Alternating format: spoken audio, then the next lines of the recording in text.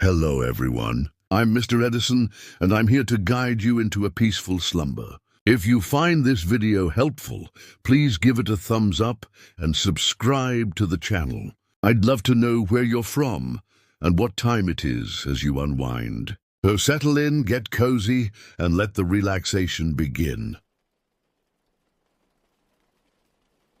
The events I'm about to recount took place in the summer of 2019, but the memories remain as vivid and terrifying as if they happened yesterday. I was 23 at the time, fresh out of college and eager to celebrate my newfound freedom with a camping trip. My name is Michael, and I grew up in the rural outskirts of Birmingham, Alabama.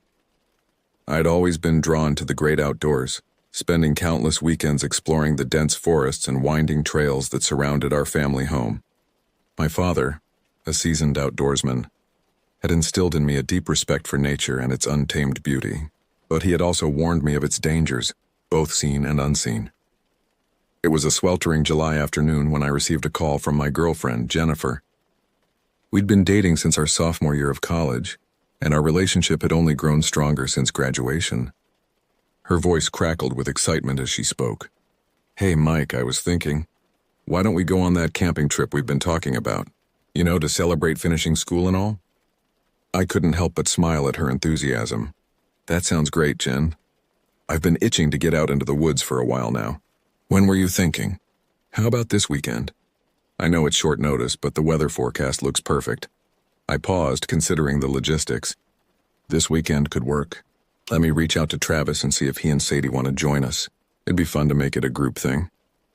Travis had been my best friend since childhood. We'd grown up exploring the Alabama wilderness together, and I knew he'd jump at the chance for an outdoor adventure. His girlfriend, Sadie, while less experienced in camping, was always up for trying new things. "Perfect," Jen exclaimed. "Let me know what they say. I'll start gathering supplies just in case." After hanging up, I immediately called Travis. As expected, he and Sadie were thrilled at the prospect of a weekend getaway. We quickly hashed out the details, agreeing to leave early Friday morning to make the most of our time. That evening, as I began packing my gear, my father knocked on my bedroom door. He leaned against the doorframe, a knowing smile on his weathered face. "Heading out for a camping trip, son?" I nodded, stuffing a handful of socks into my backpack. "Yeah, with Jen, Travis, and Sadie. We're thinking of trying out that spot you told me about last month. The one near Oakmount Creek?" My father's smile faltered for a moment, a flicker of concern passing over his features. "Oh, that place. It's beautiful country out there, no doubt. But listen, Michael, be careful, all right? Those woods can be tricky, especially for folks who don't know them well." I chuckled, brushing off his concern. "Dad, come on. You taught me everything I know about camping. We'll be fine." He nodded slowly, but the worry didn't leave his eyes. I know, just keep your wits about you, and take that old flare gun of mine just in case. Sometimes a bright light is all you need to scare off any unwanted visitors." I agreed, more to ease his mind than out of any real concern. As he left my room, I couldn't shake the feeling that there was something he wasn't telling me.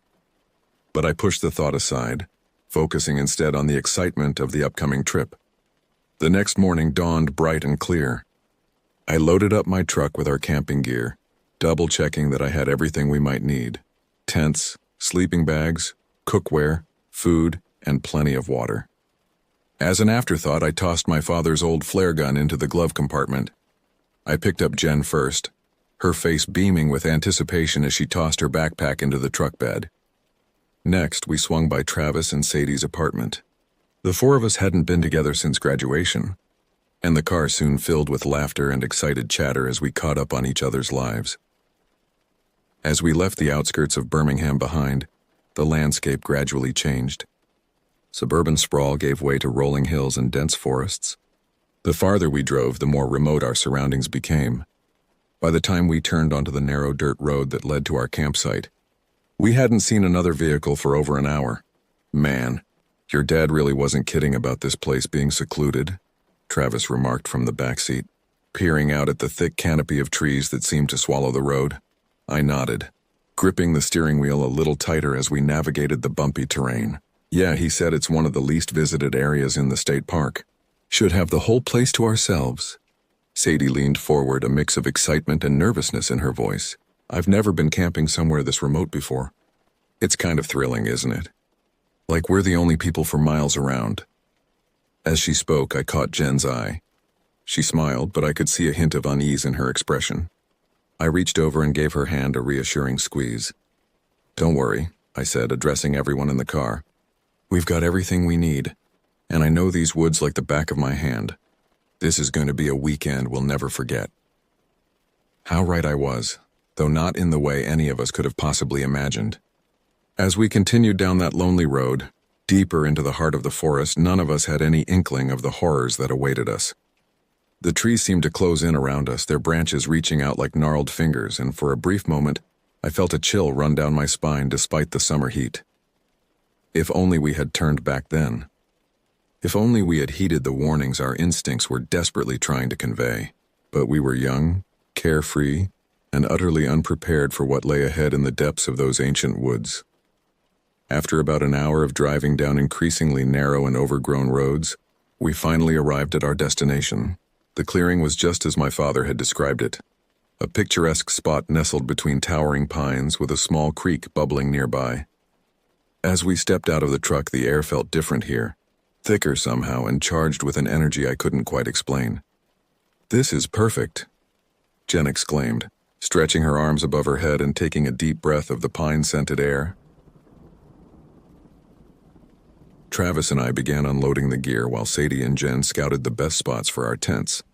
The late afternoon sun filtered through the canopy, casting dappled shadows across the forest floor.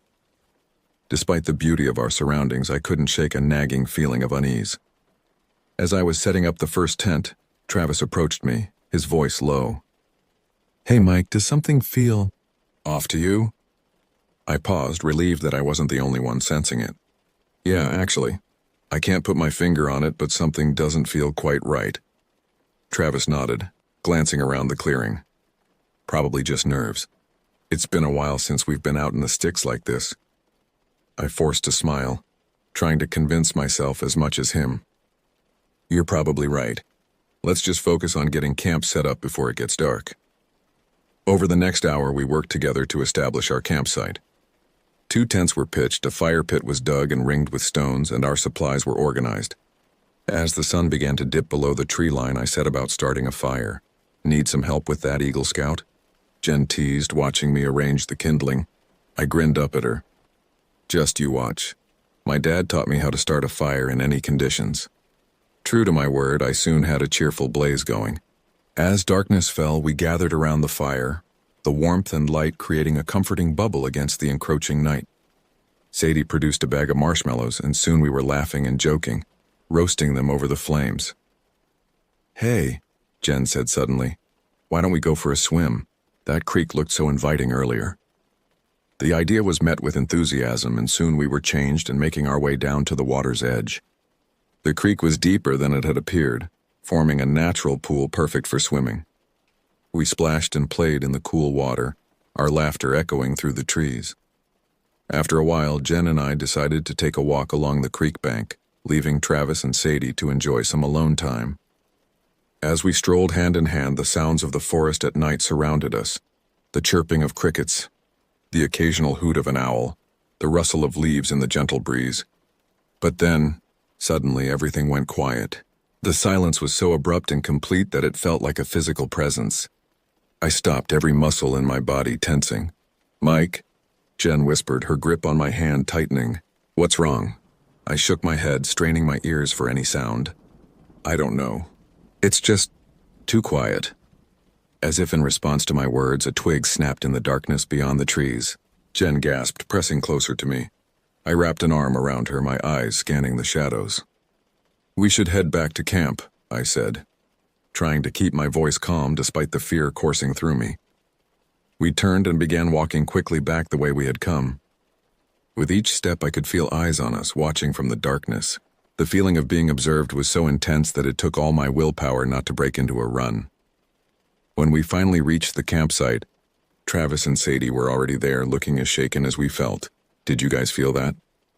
Travis asked as soon as we came into view. It was like something was watching us, I finished for him. He nodded, his face pale in the firelight. We huddled closer to the fire, all pretense of carefree enjoyment gone.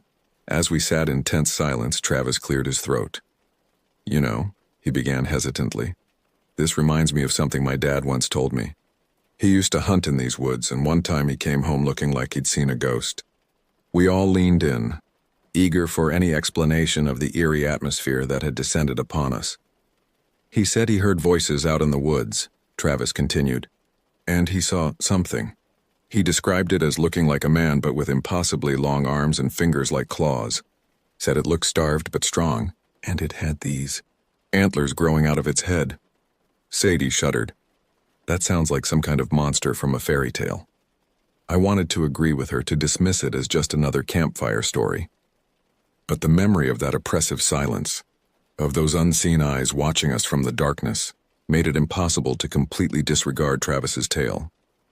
"Whatever your dad saw," I said slowly, "I think we should be extra careful. No one goes off alone, okay? We stick together." Everyone nodded in agreement. We stayed up late into the night, keeping the fire burning bright, each of us too unnerved to suggest turning in. It wasn't until the first hint of dawn began to lighten the sky that we finally retreated to our tents, exhausted but too wired to sleep. I must have dozed off at some point because I awoke with a start, my heart pounding. The inside of the tent was dim, suggesting it was still early morning. Beside me, Jen stirred but didn't wake. I lay still, trying to identify what had jolted me from sleep. Then I heard it, a low guttural sound somewhere between a growl and a moan. It seemed to come from just outside our tent.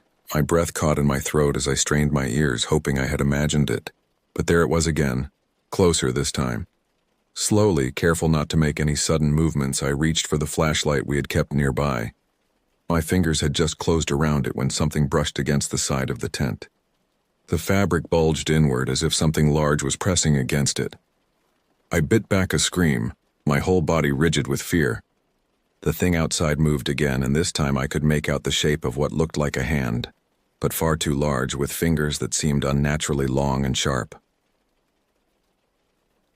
In that moment, survival instinct took over. I clicked on the flashlight, aiming its beam at the side of the tent. The shape outside recoiled instantly, and I heard a hiss of pain or surprise. Without pausing to think, I unzipped the tent flap and burst out, flashlight held high. The beam of light swept across the clearing, illuminating trees and underbrush, but whatever had been there was gone. Yet the feeling of being watched remained, more intense than ever. "Mike?" Jen's voice came from inside the tent, thick with sleep and confusion. "What's going on?" Before I could answer, Travis emerged from the other tent looking alert and worried. "You guys okay? I thought I heard something." I nodded, still scanning the tree line. There was something right outside our tent. I didn't get a good look, but I trailed off, not sure how to describe what I had sensed rather than seen. How could I explain the sheer wrongness of that half-glimpsed shape? By now, Jen and Sadie had joined us, and we huddled together in the pre-dawn gloom, recounting what had happened. As I spoke, I could see the fear growing in their eyes, mirroring my own. "We need to leave," Sadie said firmly once I had finished. "This isn't right. Something dangerous is out there." Part of me wanted to agree, to pack up and flee from whatever was lurking in these woods. But another part, the part that had been raised on my father's stories of wilderness survival, resisted. "It's not safe to travel these roads in the dark," I argued. "We should wait until full daylight, then pack up and go." After some debate, we agreed to my plan. None of us wanted to go back into the tents, so we rebuilt the fire and sat close together, jumping at every sound from the surrounding forest. As the sky slowly lightened, we began to relax slightly. The normal sounds of the forest returned: birdsong, the rustle of small animals in the underbrush. By the time the sun had fully risen, casting long shadows across our campsite, we had almost convinced ourselves that the night's events had been a product of overactive imaginations. "Maybe it was just some animal," Jen suggested as we ate a hurried breakfast. "A bear or a mountain lion." I wanted to believe her, but the memory of that impossibly large hand pressed against our tent kept intruding. Still, in the light of day, it was easier to be rational. "You're probably right," I said, forcing a smile. "But I think we should still pack up and head out. Better safe than sorry, right? We all agreed and set about breaking down the campsite. As we worked, the mood lightened considerably. Travis even cracked a few jokes about urban kids being spooked by squirrels, which had us all laughing. It wasn't until we were almost finished packing that things went horribly wrong. Sadie had gone to fill our water bottles one last time at the creek. We heard her scream, a sound of pure terror that cut through the morning air like a knife. Without hesitation, we all ran toward the sound. We found Sadie standing at the edge of the creek, her face ashen, pointing at something on the opposite bank. As I followed her gaze, my blood ran cold. There, clearly visible in the mud, was a footprint, but it was like no footprint I had ever seen before. It was huge, easily twice the size of a man's foot, with long, claw-like toes, and next to it, pressed deep into the soft earth, was the unmistakable impression of a hand with fingers nearly a foot long, ending in sharp points. We stood there, frozen in horror, staring at the undeniable evidence that something inhuman was sharing these woods with us. The cheerful morning sun suddenly seemed cold and distant, and the forest around us took on a menacing aspect. "We need to leave," Travis said, his voice barely above a whisper. "Now." No one argued. We practically ran back to our campsite, grabbing our belongings and throwing them haphazardly into the truck. Every rustle of leaves, every snapping twig made us flinch and look around wildly. As I was tossing the last bag into the truck bed, I heard it, a low, keening cry that seemed to come from everywhere and nowhere at once. It was a sound of hunger, of rage, of otherworldly malevolence. "Get in the truck," I yelled, scrambling for the driver's seat. The others piled in, and I gunned the engine before all the doors were even closed. As we sped down the rough dirt road, I caught a glimpse of movement in my rearview mirror. Something large and dark moved at the edge of the clearing we had just left. I pressed harder on the accelerator, the truck bouncing and shuddering on the uneven ground. We drove in tense silence, each lost in our own thoughts, trying to process what we had seen and heard. It wasn't until we reached the main road, the pavement smooth beneath our tires, that anyone spoke. "What? What was that thing?" Jen asked, her voice shaky. I shook my head, keeping my eyes fixed on the road ahead. "I don't know, but I think we're lucky to have gotten out of there when we did." The drive back to Birmingham was tense, to say the least. Every few minutes, one of us would glance back, half expecting to see some monstrous shape loping after the truck. The forest seemed to press in on both sides of the road, the trees forming a dark tunnel that we couldn't escape fast enough. "Do you think it followed us?" Sadie asked, her voice barely above a whisper. I gripped the steering wheel tighter, my knuckles turning white. "I don't know, but let's not take any chances. We'll head straight to my place, it's closest." No one argued. We were all too shaken, too desperate for the safety of familiar surroundings. As we neared the outskirts of the city, I began to relax slightly. The dense forest gave way to scattered houses, then suburbs. The nightmare of the woods seemed to recede with each mile of civilized land we covered. That's when I noticed the truck behind us. It was an old model, rust-eaten and dented, its headlights blazing despite the bright afternoon sun, and it was following us way too closely. "Guys," I said, trying to keep my voice calm. "Don't look now, but I think we're being followed." Of course, they all immediately turned to look. Jen gasped, and Travis muttered a curse under his breath. "It's probably nothing," I said, not believing my own words. "Just some jerk tailgating us." I took a sudden turn onto a side street, hoping to lose our pursuer. The truck behind us matched our move perfectly, still riding our bumper. "Okay, definitely not nothing," Travis said, his voice tight with fear. I pressed down harder on the accelerator, taking random turns through residential streets. The truck stayed with us, matching our every move. In the rearview mirror, I caught a glimpse of the driver, or rather where the driver should have been.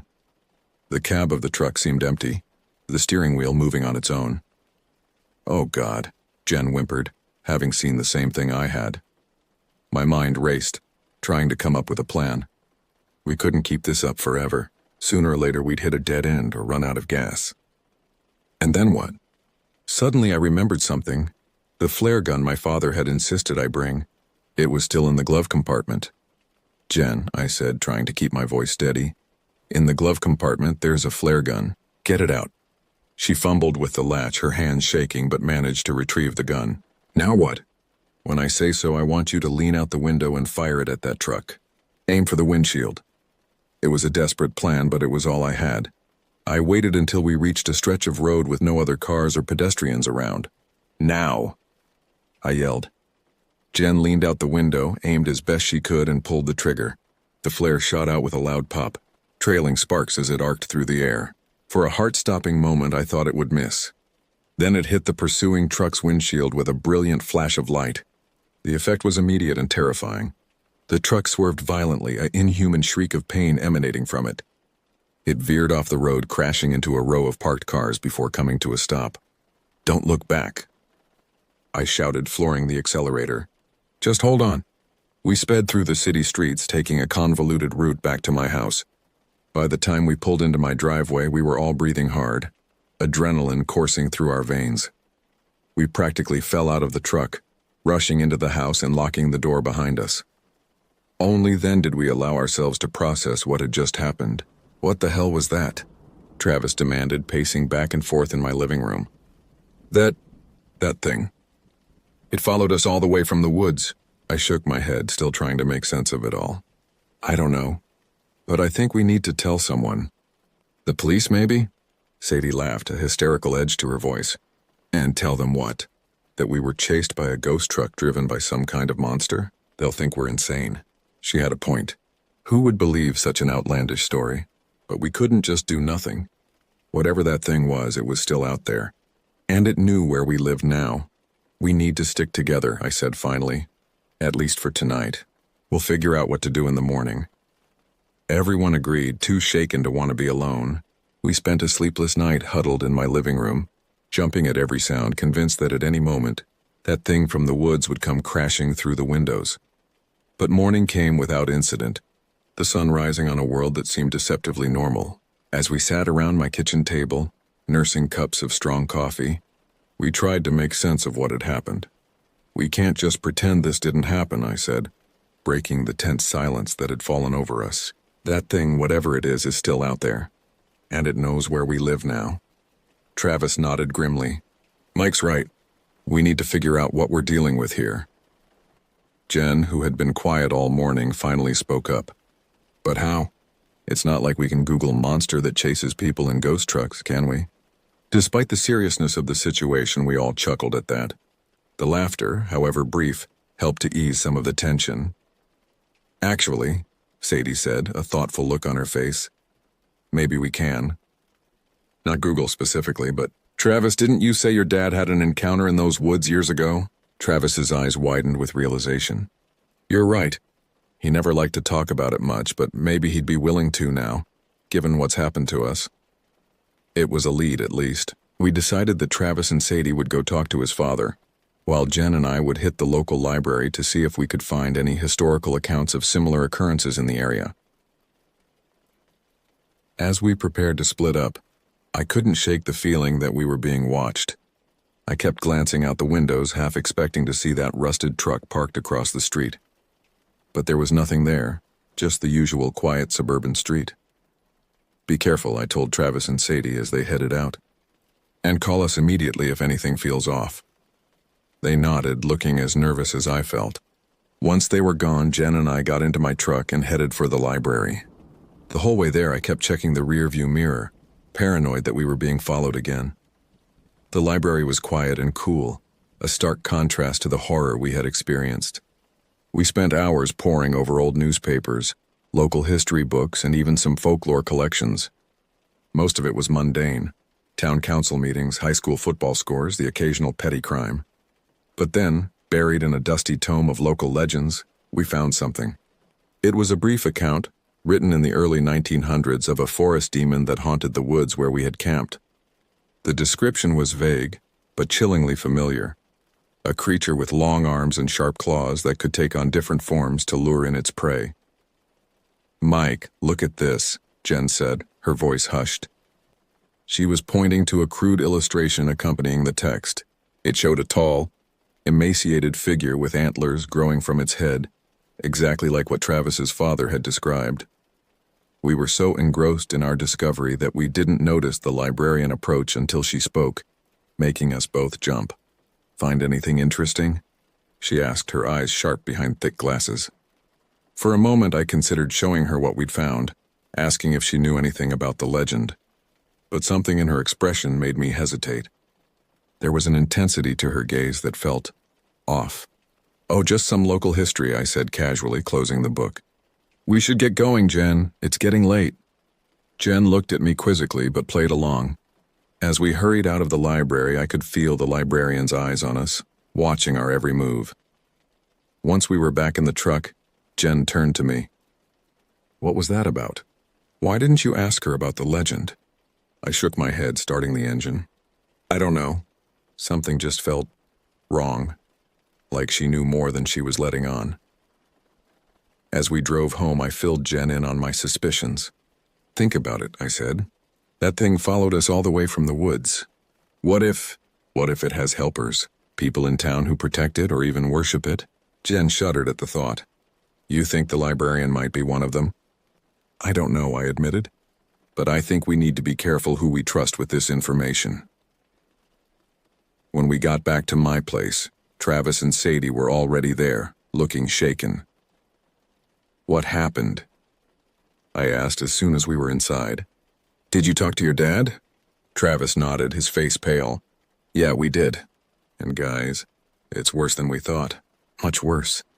Travis's hands were shaking as he spoke, his voice barely above a whisper. "My dad!" He told us everything, about what he saw in those woods, about what's been happening in this area for generations. We all leaned in, hanging on his every word. The living room suddenly felt too small, too exposed. I found myself glancing at the windows, half expecting to see that thing's face pressed against the glass. "He said it's been here for as long as anyone can remember," Travis continued. "The Native Americans knew about it. They called it the Wendigo, a spirit of hunger and winter, of cannibalism and greed." Sadie picked up the story.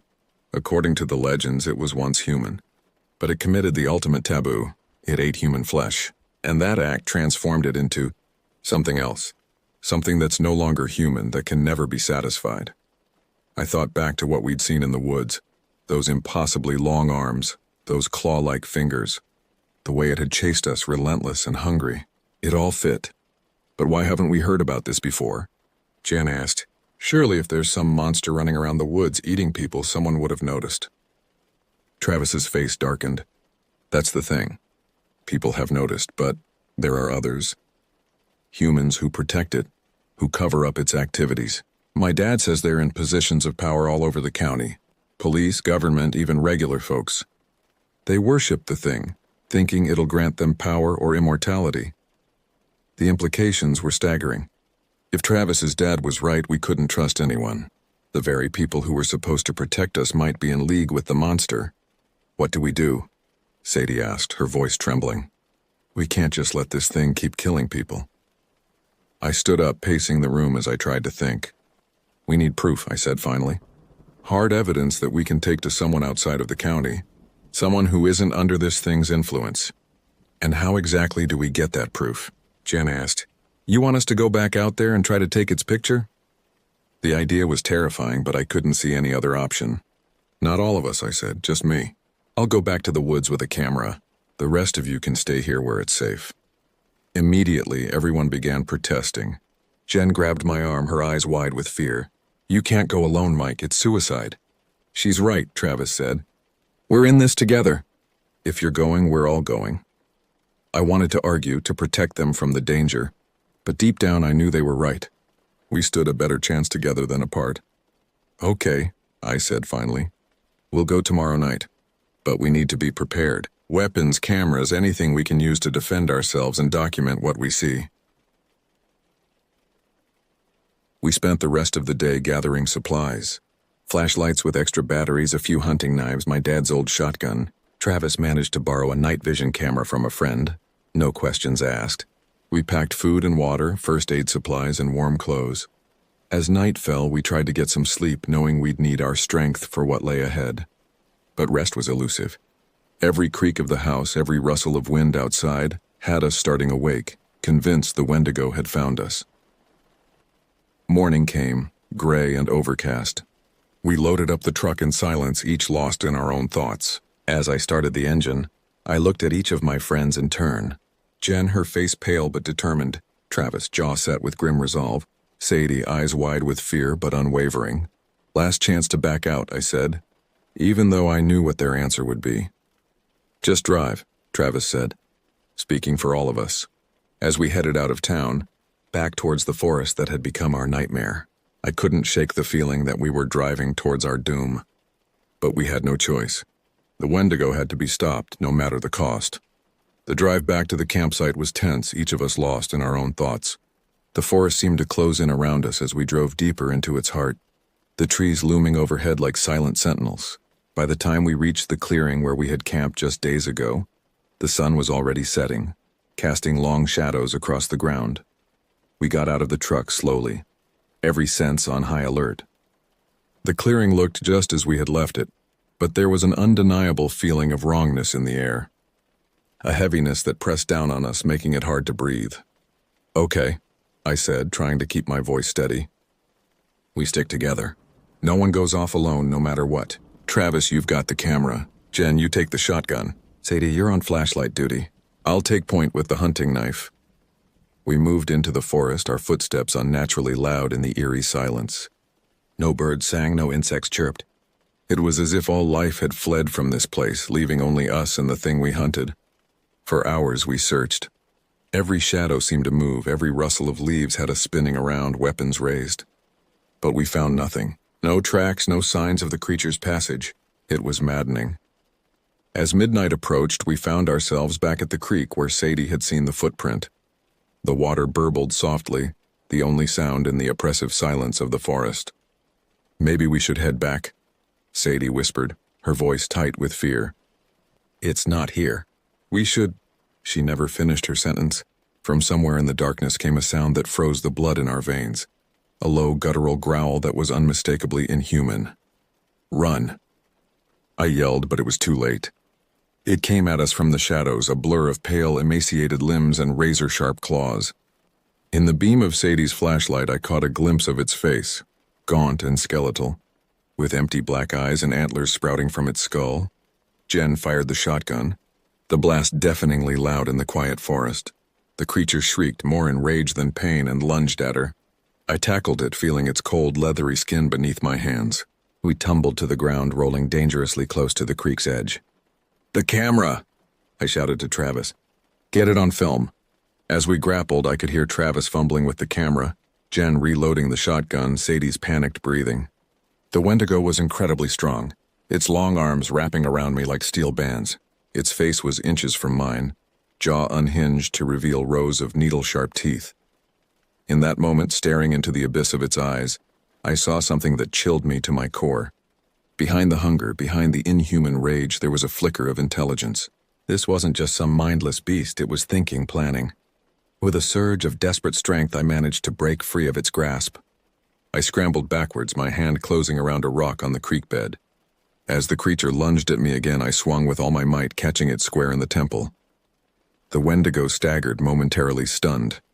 In that instant, Jen fired again, the buckshot tearing into its chest. It howled, a sound of pain and fury that seemed to shake the very trees around us. And then, impossibly, it spoke.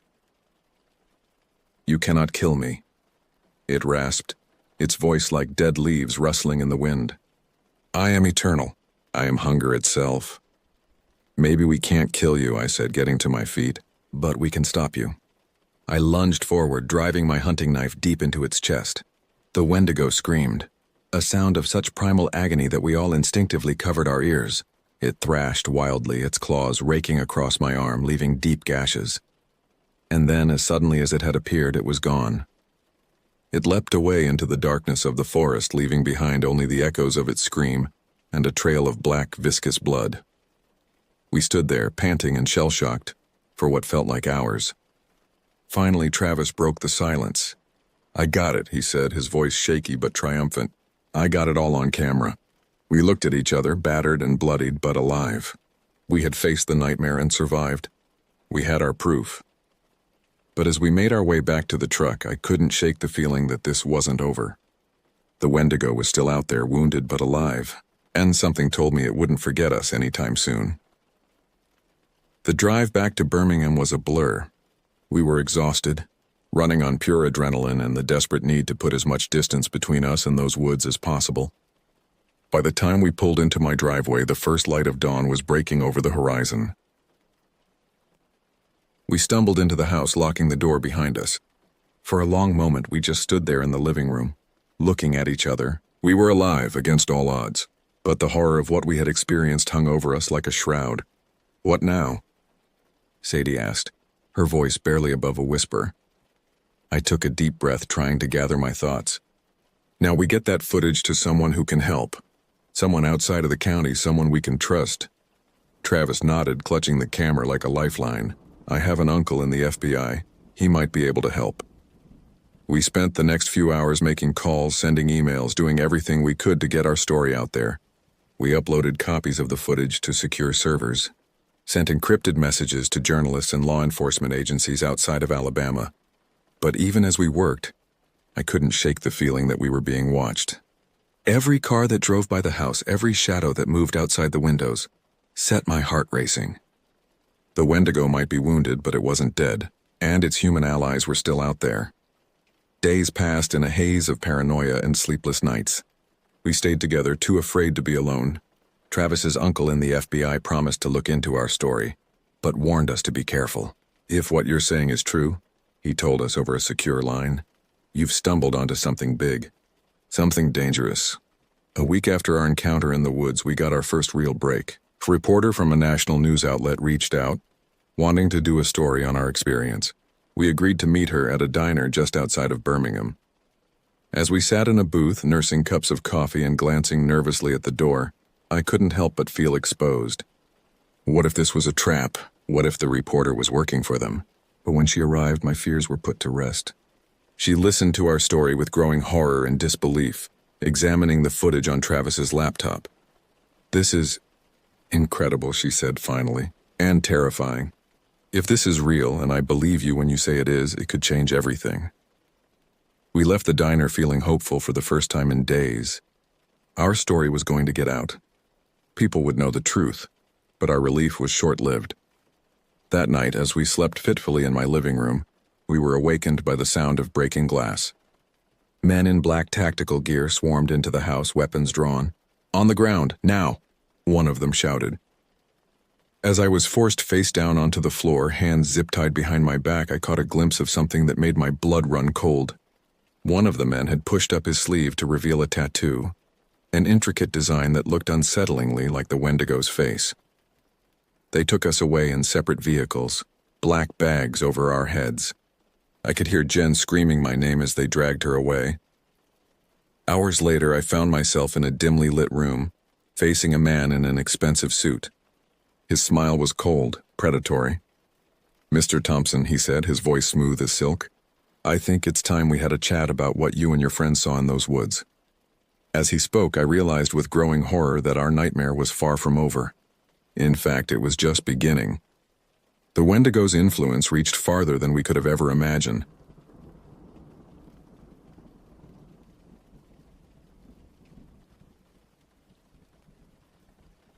I grew up in a small farming town in Costa Rica. Life was simple but good. Days spent outdoors under the tropical sun, nights filled with the chatter of wildlife in the lush surrounding jungle. At 14, I felt invincible, my childhood innocence still intact. But that was before the night that would forever haunt me, before I came face to face with a horror I could never have imagined. My family's farmhouse was a modest but cozy abode. My American grandparents, enchanted by the rural Costa Rican life on their visits, had built their own vacation home adjoined to ours, separated only by a shared porch. Since they rarely used it, I had convinced them to let me, the eldest child, claim the master bedroom as my own personal refuge. I had always been a restless sleeper, often finding myself awake and roaming the quiet house in the midnight hours. That fateful night was no different. Unable to sleep, I lay in bed in the still empty vacation home alone with my thoughts. Our farm was surrounded by dense trees, but none that came close enough to reach the house, or so I had always believed. A sudden thud on the roof jolted me to high alert. It sounded like something heavy had landed right above my parents' bedroom. Heart racing, I strained to listen as seconds ticked by in eerie silence. Then, without warning, the thing began sprinting across the roof, heading straight for my room. The sound was deafening, the roof creaking and straining under its weight as if the whole house might cave in. Panic rose in my throat, but I lay paralyzed, unable to move or cry out. My window was wide open, welcoming in the cool night breeze, with only a thin screen between me and whatever was out there. In an instant, the creature reached my window and threw itself against the mesh, latching on with a wild shriek. I will never forget the monstrosity I saw in that moment. It resembled a monkey, but grotesquely deformed, with a twisted feline face and razor-sharp claws gripping the screen. Piercing eyes blazed with feral hunger as it thrashed and howled, trying to force its way in. Adrenaline surging, I flew out of bed and raced to slam the window shut, locking it with trembling hands. But the creature's screams and violent pounding continued unabated. Utterly terrified, I sprinted to the bathroom and locked myself inside, cowering there until the first light of dawn finally crept in. Exhausted and shaken to my core, I emerged from my hiding place that morning and sought out my parents. Surely they had heard the ungodly commotion in the night, but when I asked, they looked at me in puzzlement and insisted they had slept peacefully undisturbed. Doubting my own sanity, I crept outside to inspect the window screen, dreading what I might find. My stomach lurched at the sight. The mesh was shredded, all but completely destroyed by razor claws. There was no question the attack had been real. But what could have done this? And why had it targeted me? I quickly relocated my belongings back to the bedroom I shared with my little sister in the main house, desperate to put distance between myself and the adjoining building. My parents chided me for the ruined window screen, but I barely heard them, my mind reeling. Over the following days, I tried to make sense of what I had witnessed. I scoured my memory for any mention of creatures like the one that had come for me. Finally, it clicked. I had heard whispered rumors of a legendary monster, a witch said to be the devil's own wife. Locals claimed she stalked the jungle, stealing the skins of animals to wear and absorb their powers. But something about the process twisted the skins, leaving her hideously malformed. The similarities to the North American Skinwalker legend were uncanny. Had the devil's wife targeted me that night? I shuddered at the thought, knowing in my gut that despite my parents' skepticism, the threat was real. And now that it had my scent, I feared it would return to finish what it started. Weeks passed without incident, and I began to breathe easier, hoping that perhaps the creature had moved on. But deep down, a coldness had taken root in my chest, an instinctual certainty that it was not over. One humid afternoon, I was down by the river that cut through our farm, cooling off in the shallow water. Lost in thought, I suddenly snapped to attention at the sound of movement in the trees. Something was watching me intently, I could feel it. I scanned the undergrowth, squinting against the dappled sunlight. There, crouched between the ferns, was the unmistakable outline of an ocelot, a small wild cat native to the area. But something was horribly wrong. As it prowled closer, I saw the creature's form flicker and reshape itself, as if the ocelot was melting and morphing into something else. In seconds, it had contorted into the grotesque monkey-like abomination from that night. I was rooted to the spot as it skulked to the edge of the water, reptilian eyes burning into me with a ravenous, otherworldly hunger. A whimper escaped my lips, and it lunged forward with impossible speed. I hurled myself backwards in terror, water spraying everywhere. But before the devil's wife reached me, a thunderous gunshot cracked the air. The creature jerked and wailed in pain, black blood spraying from its chest. I whirled around to see my father on the riverbank, shotgun raised, face grimly set. He fired again, and the monster convulsed before collapsing into the shallows. I half swam, half crawled through the current to my father's side, and we watched as the body twitched and then went still. Reverting back to the broken form of an ocelot, no one would have believed it had been something far more sinister only seconds before. My father demanded the full story as he checked me over for injuries. The words poured out of me in a jumbled rush. That night on the roof, my certainty of the devil's wife and her animal skins, the realness of the threat. He heard me out in grave silence, lines of worry etching his weathered face.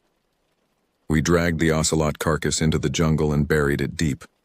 My father, a practical man, had never been superstitious. But looking into his eyes, I saw that he now knew the legends were more than fireside tales. There was an evil stalking the land, and it had marked me as its prey. That night he pulled me aside, pressing an object into my hand. It was an old hunting knife, the handle worn smooth with use. He told me to keep it close always. It was poor protection against the supernatural, but it was all he had to offer. I clutched it like a talisman. Sleep abandoned me entirely. I would jolt awake multiple times each night, certain I had heard claws scrabbling against the roof or caught the flash of hungry eyes in the dark. Every shadow morphed into a stalking nightmare. Every rustling leaf or snapping twig heralded a fresh attack. I was unraveling, jumping at my own reflection, but I could not shake the sense of being hunted. My parents watched me deteriorate with growing concern, unable to soothe my constant fear. Whispering together when they thought I could not hear, they decided that I needed a change of environment to clear my head. I would go stay with my grandparents in the States for a time. I overheard and burst in, pleading for them to reconsider. Being sent away felt like an abandonment, leaving me vulnerable. How could they not see that the devil's wife would follow me no matter where I fled?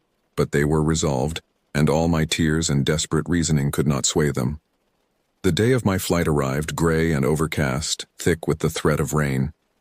The ride to the airport was funereal, my heart like lead in my chest.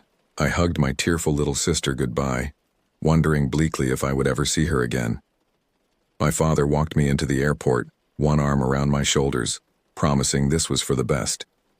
With a kiss on the forehead and assurances that they would all see me soon, he sent me through security. I watched through the glass as he receded from view, suddenly looking small and powerless against the perils facing me.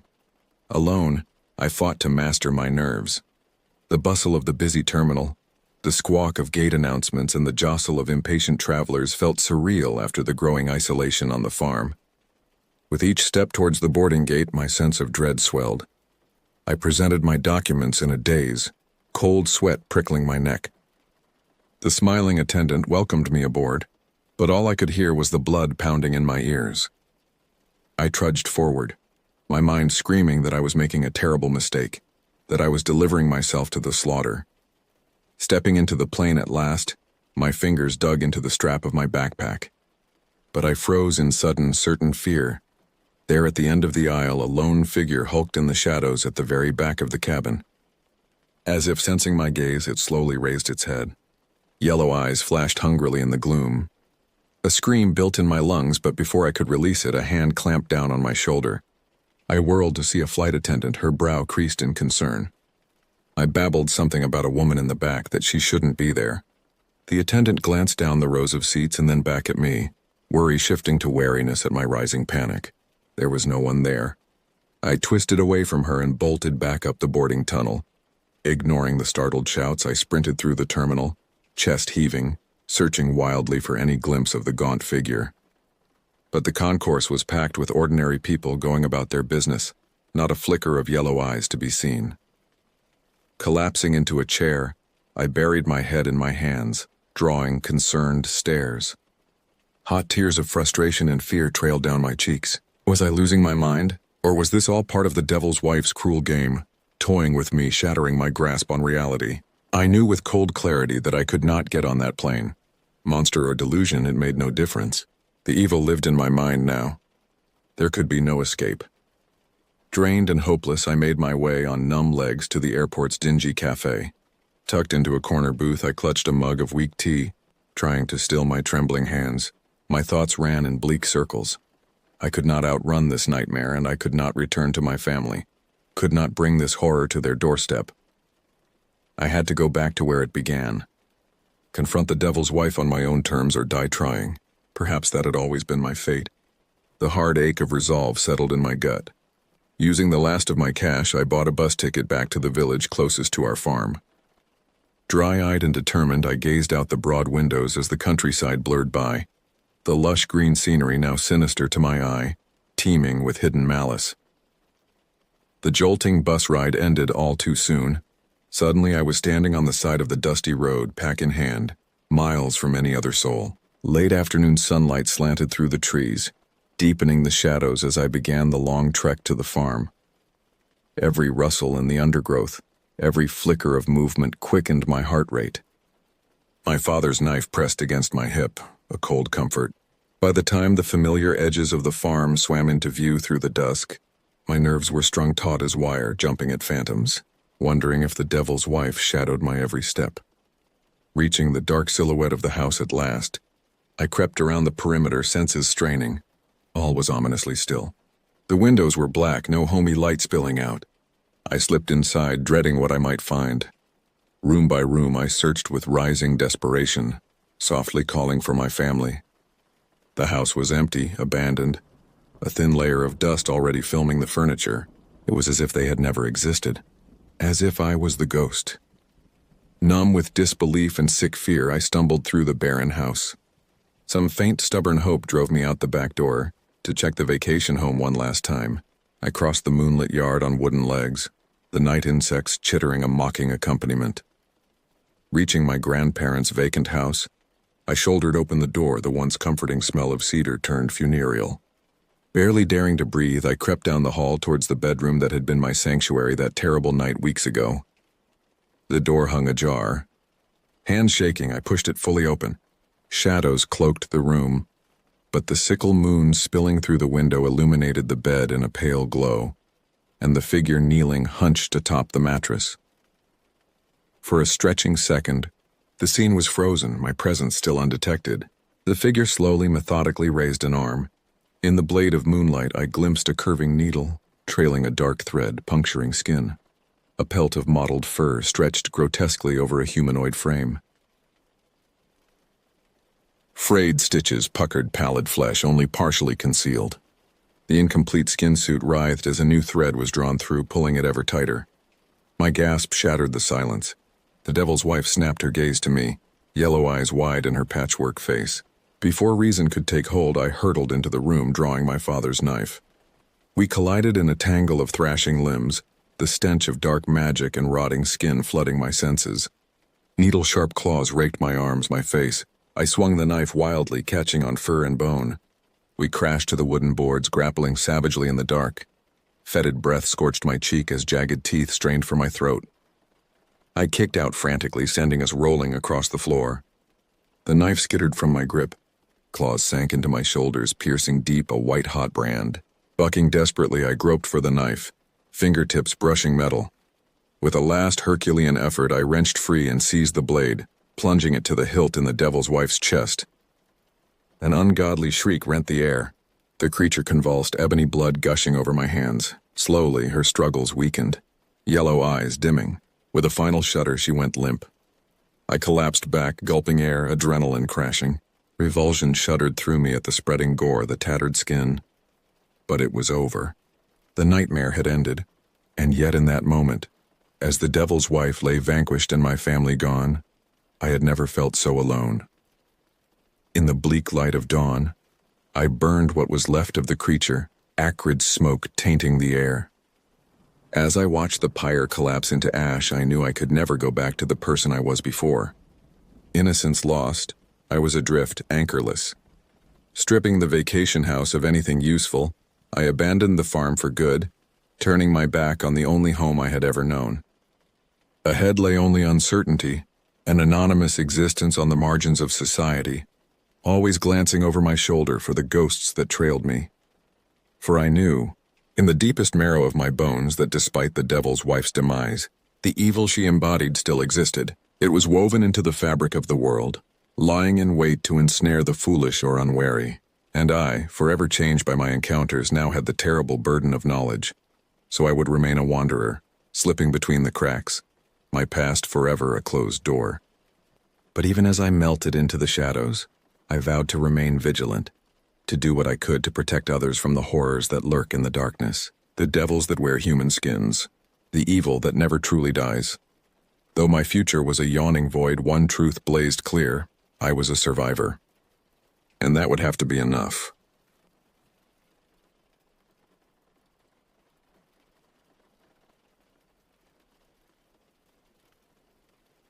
The summer heat was oppressive as our family's moving truck wound its way through the dense Pennsylvania forests in August 1999. At 13 years old, I wasn't thrilled about leaving our comfortable Long Island home for what felt like the middle of nowhere. The narrow roads seemed to stretch endlessly through thick woods, each turn taking us further from civilization. Our new home sat isolated on 5 acres of land near the New York-New Jersey border.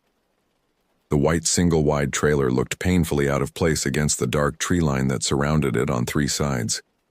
A gravel driveway snaked up to the front door, with tall grass and weeds fighting their way through the stones. The nearest neighbor was half a mile away, not that we could see their house through the dense forest. My mother tried to stay optimistic as we unloaded boxes, pointing out the charming details of our new home. But I couldn't shake the feeling of unease. The woods felt like they were watching us, waiting. Even in broad daylight, shadows seemed to move between the trees. That first night, I lay awake in the bedroom I shared with my younger brothers, listening to unfamiliar sounds. The wind through the trees created eerie whispers. Branches scraped against the thin trailer walls. Every creak and groan of our new home made me jump, but exhaustion eventually won out and I drifted into an uneasy sleep. The next few weeks passed in a blur of unpacking and settling in. I started 8th grade at the local middle school, making a few acquaintances but no close friends. Most of my classmates had known each other since kindergarten and viewed newcomers with suspicion. I spent my afternoons exploring the property, always careful to stay within sight of the trailer. Something about those woods made the hair on the back of my neck stand up. By early October, the days were getting shorter and the nights longer. The forest took on new shadows as the leaves began to turn and fall. One particularly cold evening, I was alone in our shared bedroom trying to focus on homework. My brothers were watching TV with our parents in the living room, but I had a math test the next day. The first odd thing I noticed was the silence. The usual nighttime sounds, crickets, rustling leaves, distant owls, had completely stopped. The quiet felt heavy, oppressive. Then came the sensation of being watched. I tried to shake it off as paranoia, but the feeling grew stronger until I couldn't concentrate on my textbook. A sharp tap on the window made me freeze. It wasn't the random noise of a falling branch or acorn. It was deliberate, like knuckles rapping on glass. I sat perfectly still, heart pounding. Another tap, slightly louder this time. Part of me wanted to run from the room, but curiosity won out. Slowly, I turned toward the window and pulled back the thin curtain. 2 glowing yellow eyes stared back at me from the darkness. They were at least 6 feet off the ground, far too high for any local wildlife. The eyes seemed to pulse with their own inner light, and they were fixed directly on me. I could make out no face or body in the darkness, just those terrible burning eyes. I dropped the curtain and ran from the room, slamming the door behind me. My family found me trembling in the living room, but I couldn't bring myself to tell them what I'd seen. Who would believe me? My mother would blame an overactive imagination or say it was just a reflection. But I knew what I saw was real. The encounters didn't stop there. Over the next few weeks, strange things began happening with increasing frequency. Items would go missing from the yard only to reappear days later in different locations. Deep scratches appeared on the outside walls of the trailer, too high up for any normal animal to reach. The power would cut out randomly, even on clear nights with no storms. My brothers remained oblivious, but I noticed my parents exchanging worried glances when they thought we weren't looking. The financial strain of the move had been significant, and I overheard them discussing whether we could afford to move again so soon. But where would we go? One night in late October, I woke to the sound of heavy footsteps on the roof. They moved slowly from one end of the trailer to the other, the thin metal roof creaking under their weight. My brothers slept soundly, but I lay rigid in my bed, listening as whatever it was paced back and forth. The footsteps finally stopped directly above my bed. There was a long moment of silence, then 3 sharp taps on the roof, directly mirroring the knocks I'd heard on the window weeks before. I pulled the blanket over my head like a child, as if that could protect me from whatever was out there. The rest of the night passed in a haze of terror as I waited for something to break through the ceiling. When morning finally came, I ran outside to check the roof. Deep dents marked where the footsteps had been, and long scratch marks trailed across the metal surface. After the roof incident, I began researching obsessively. I spent hours at the school library, reading local history books and newspapers on microfiche. The librarian gave me strange looks as I requested articles about mysterious deaths and disappearances in the area, but I needed answers. What I found was disturbing. Over the past 50 years, dozens of people had vanished in the surrounding forests. Most were hikers or campers, but some had disappeared from their own properties.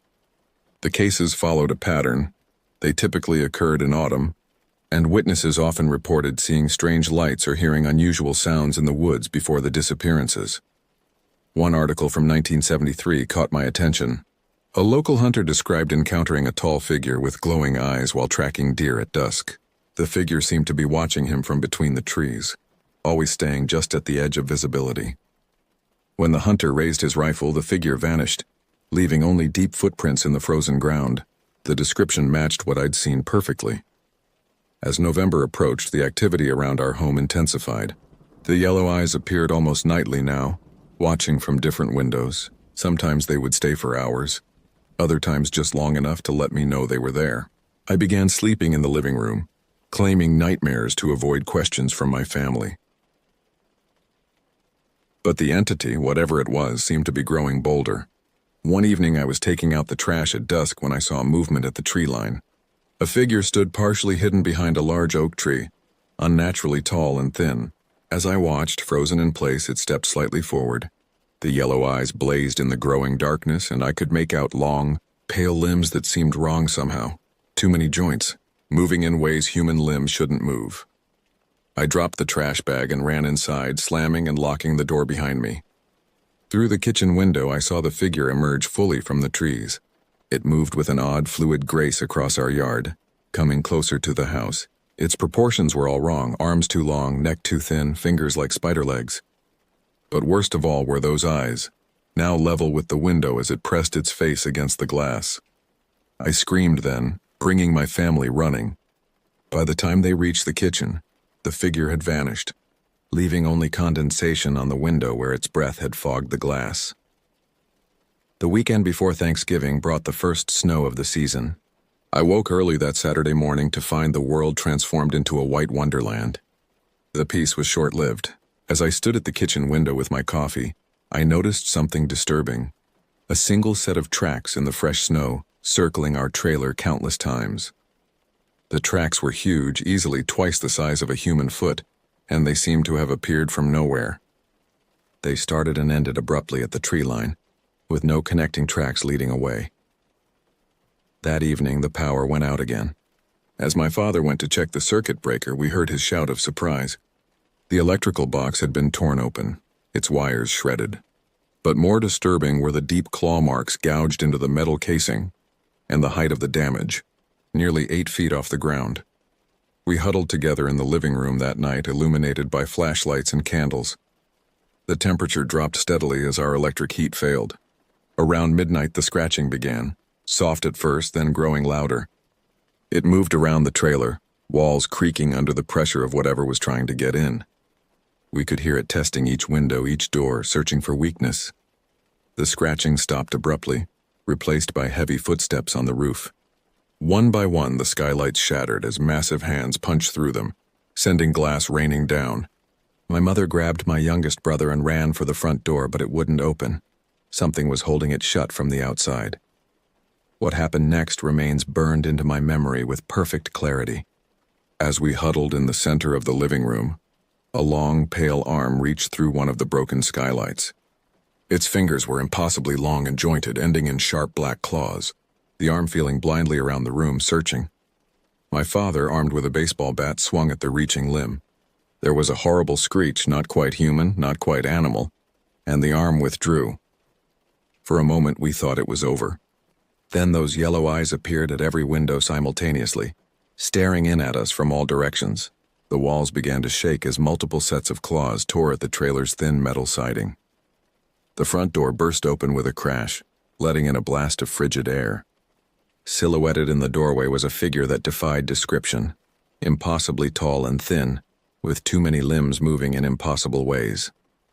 The yellow eyes blazed like funeral pyres in its elongated face.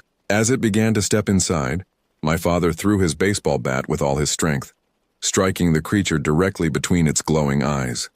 The thing reeled backward with an ear-splitting shriek. We took advantage of its momentary distraction to run past it. Piling into our car, my father floored the accelerator, tires spinning in the snow before finding purchase.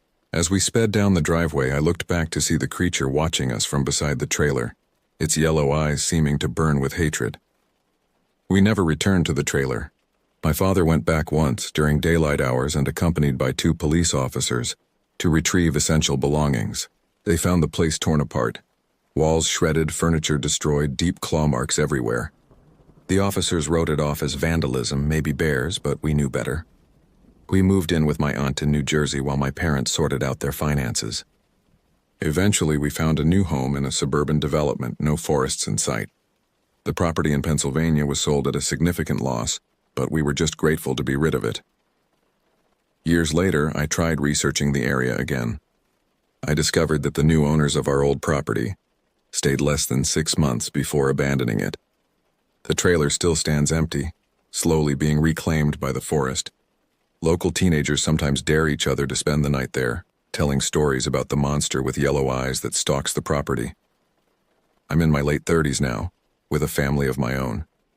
We live in a busy city surrounded by people and concrete, but sometimes on dark autumn nights when the wind blows just right, I think I hear scratching at my window, and in those moments I lie perfectly still, afraid to look outside, knowing what I might see staring back at me with those terrible yellow eyes.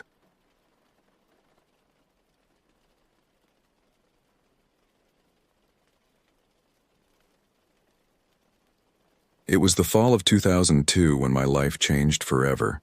I was 23 years old, fresh out of college with a degree in environmental science, and eager to start my career. Landing a job as a park ranger in northern Minnesota felt like a dream come true. The Whispering Pines National Park was a vast expanse of pristine wilderness, towering evergreens, crystal clear lakes, and rugged hiking trails that seemed to stretch on forever. My name is James Hawkins, and this is my story. A story I've kept buried for over 2 decades, afraid that speaking it aloud would somehow make it more real. But the weight of carrying this secret has become too much to bear. Perhaps by sharing it, I can finally find some measure of peace. The park itself was breathtaking. Covering over 100,000 acres, it was a haven for nature lovers and outdoor enthusiasts. Despite its size, the park was chronically understaffed. There were only 5 full-time rangers, including myself, to patrol and maintain the entire area. This meant long shifts, often working alone in remote sections of the park. At first, I relished the solitude. There was something magical about being surrounded by nothing but trees and wildlife, the modern world feeling a million miles away. My days were filled with routine tasks, maintaining trails, assisting lost hikers, and ensuring campsites were kept clean. Nights were spent either patrolling in my truck or manning the small ranger station near the park's main entrance. Everything seemed perfect. I was living my passion, spending my days in nature and my nights under a canopy of stars brighter than I'd ever seen in the city. But as September faded into October, a subtle shift began to occur. Something in the air changed, a tension that I couldn't quite put my finger on. It started with the silence. Anyone who spent time in the wilderness knows that nature is rarely quiet. Even at night, there's a constant symphony of sounds, crickets chirping, owls hooting, the rustle of small animals in the underbrush. But suddenly, there were moments when all of that would just stop.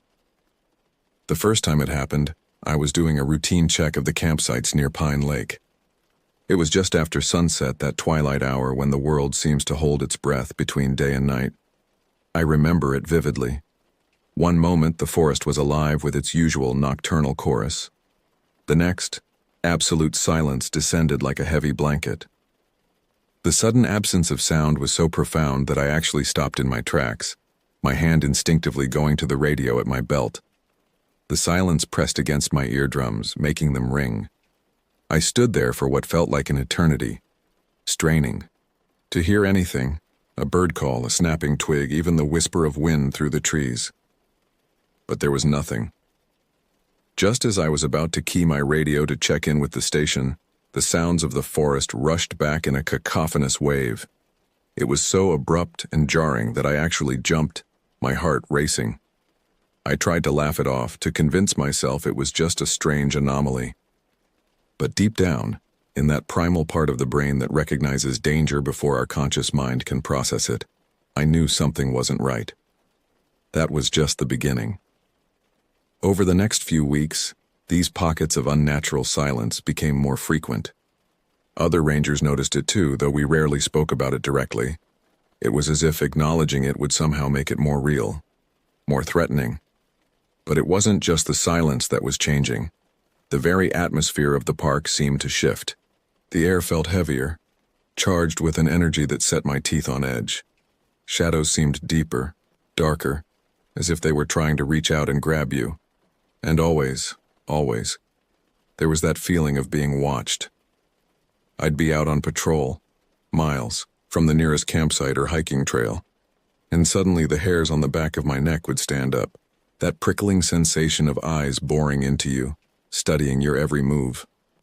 I'd spin around, flashlight in hand, heart pounding, but there was never anything there. Just trees and shadows and that oppressive silence. As October wore on, the incidents became more frequent and more disturbing. Campers began reporting strange occurrences, eerie sounds in the night, glimpses of shadowy figures at the edge of their campsites. At first, it was easy to dismiss these as the product of overactive imaginations, city folk unaccustomed to the noises and shadows of the forest at night. But then the stories started to become more specific, more alarming, and I couldn't shake the feeling that something dark and ancient had awakened in Whispering Pines National Park. As the days grew shorter and the nights longer, an undercurrent of fear began to ripple through the park. It wasn't just the campers anymore. Even seasoned hikers and locals who had been coming to Whispering Pines for years were starting to feel uneasy. The reports started trickling in slowly at first. A couple on a weekend getaway claimed they heard what sounded like whispers coming from the trees surrounding their campsite. When they shone their flashlight into the woods, they swore they saw something dart between the trunks, something far too large to be any of the local wildlife. A group of college students on a camping trip packed up and left in the middle of the night, leaving most of their gear behind. When they came to the ranger station the next morning, they were pale and shaken. They spoke of hearing heavy footsteps circling their tents, of seeing impossibly tall, thin shadows moving against the tree line. At first, I tried to rationalize these incidents. The whispers could have been the wind. The movement in the trees might have been a deer or even a bear. The footsteps around the tent? Probably a curious raccoon, or maybe even a prankster from another campsite. But as the reports kept coming, in each one more disturbing than the last, it became harder to dismiss them, especially when I started experiencing things myself. It was about 2 weeks into October when I had my first truly inexplicable encounter. I was doing a late-night patrol of the more remote campsites on the northern edge of the park. It was a moonless night, the kind of darkness that seems to swallow up your flashlight beam. I had just finished checking on a family of 4 who were spending the week at one of our rustic cabins. As I was walking back to my truck, that now familiar silence fell. The crunch of leaves under my boots seemed obscenely loud in the stillness. That's when I heard it, a sound that made my blood run cold. It was a low guttural growl, unlike anything I'd ever heard before. It wasn't a bear or a wolf or any other animal I could identify. It was deeper, more primordial somehow. I froze, my hand going to the pepper spray on my belt. We weren't allowed to carry firearms in the park. The sound came again, closer this time. It seemed to be coming from everywhere and nowhere at once. My training kicked in, and I slowly began to back towards my truck, keeping my movements deliberate and non-threatening.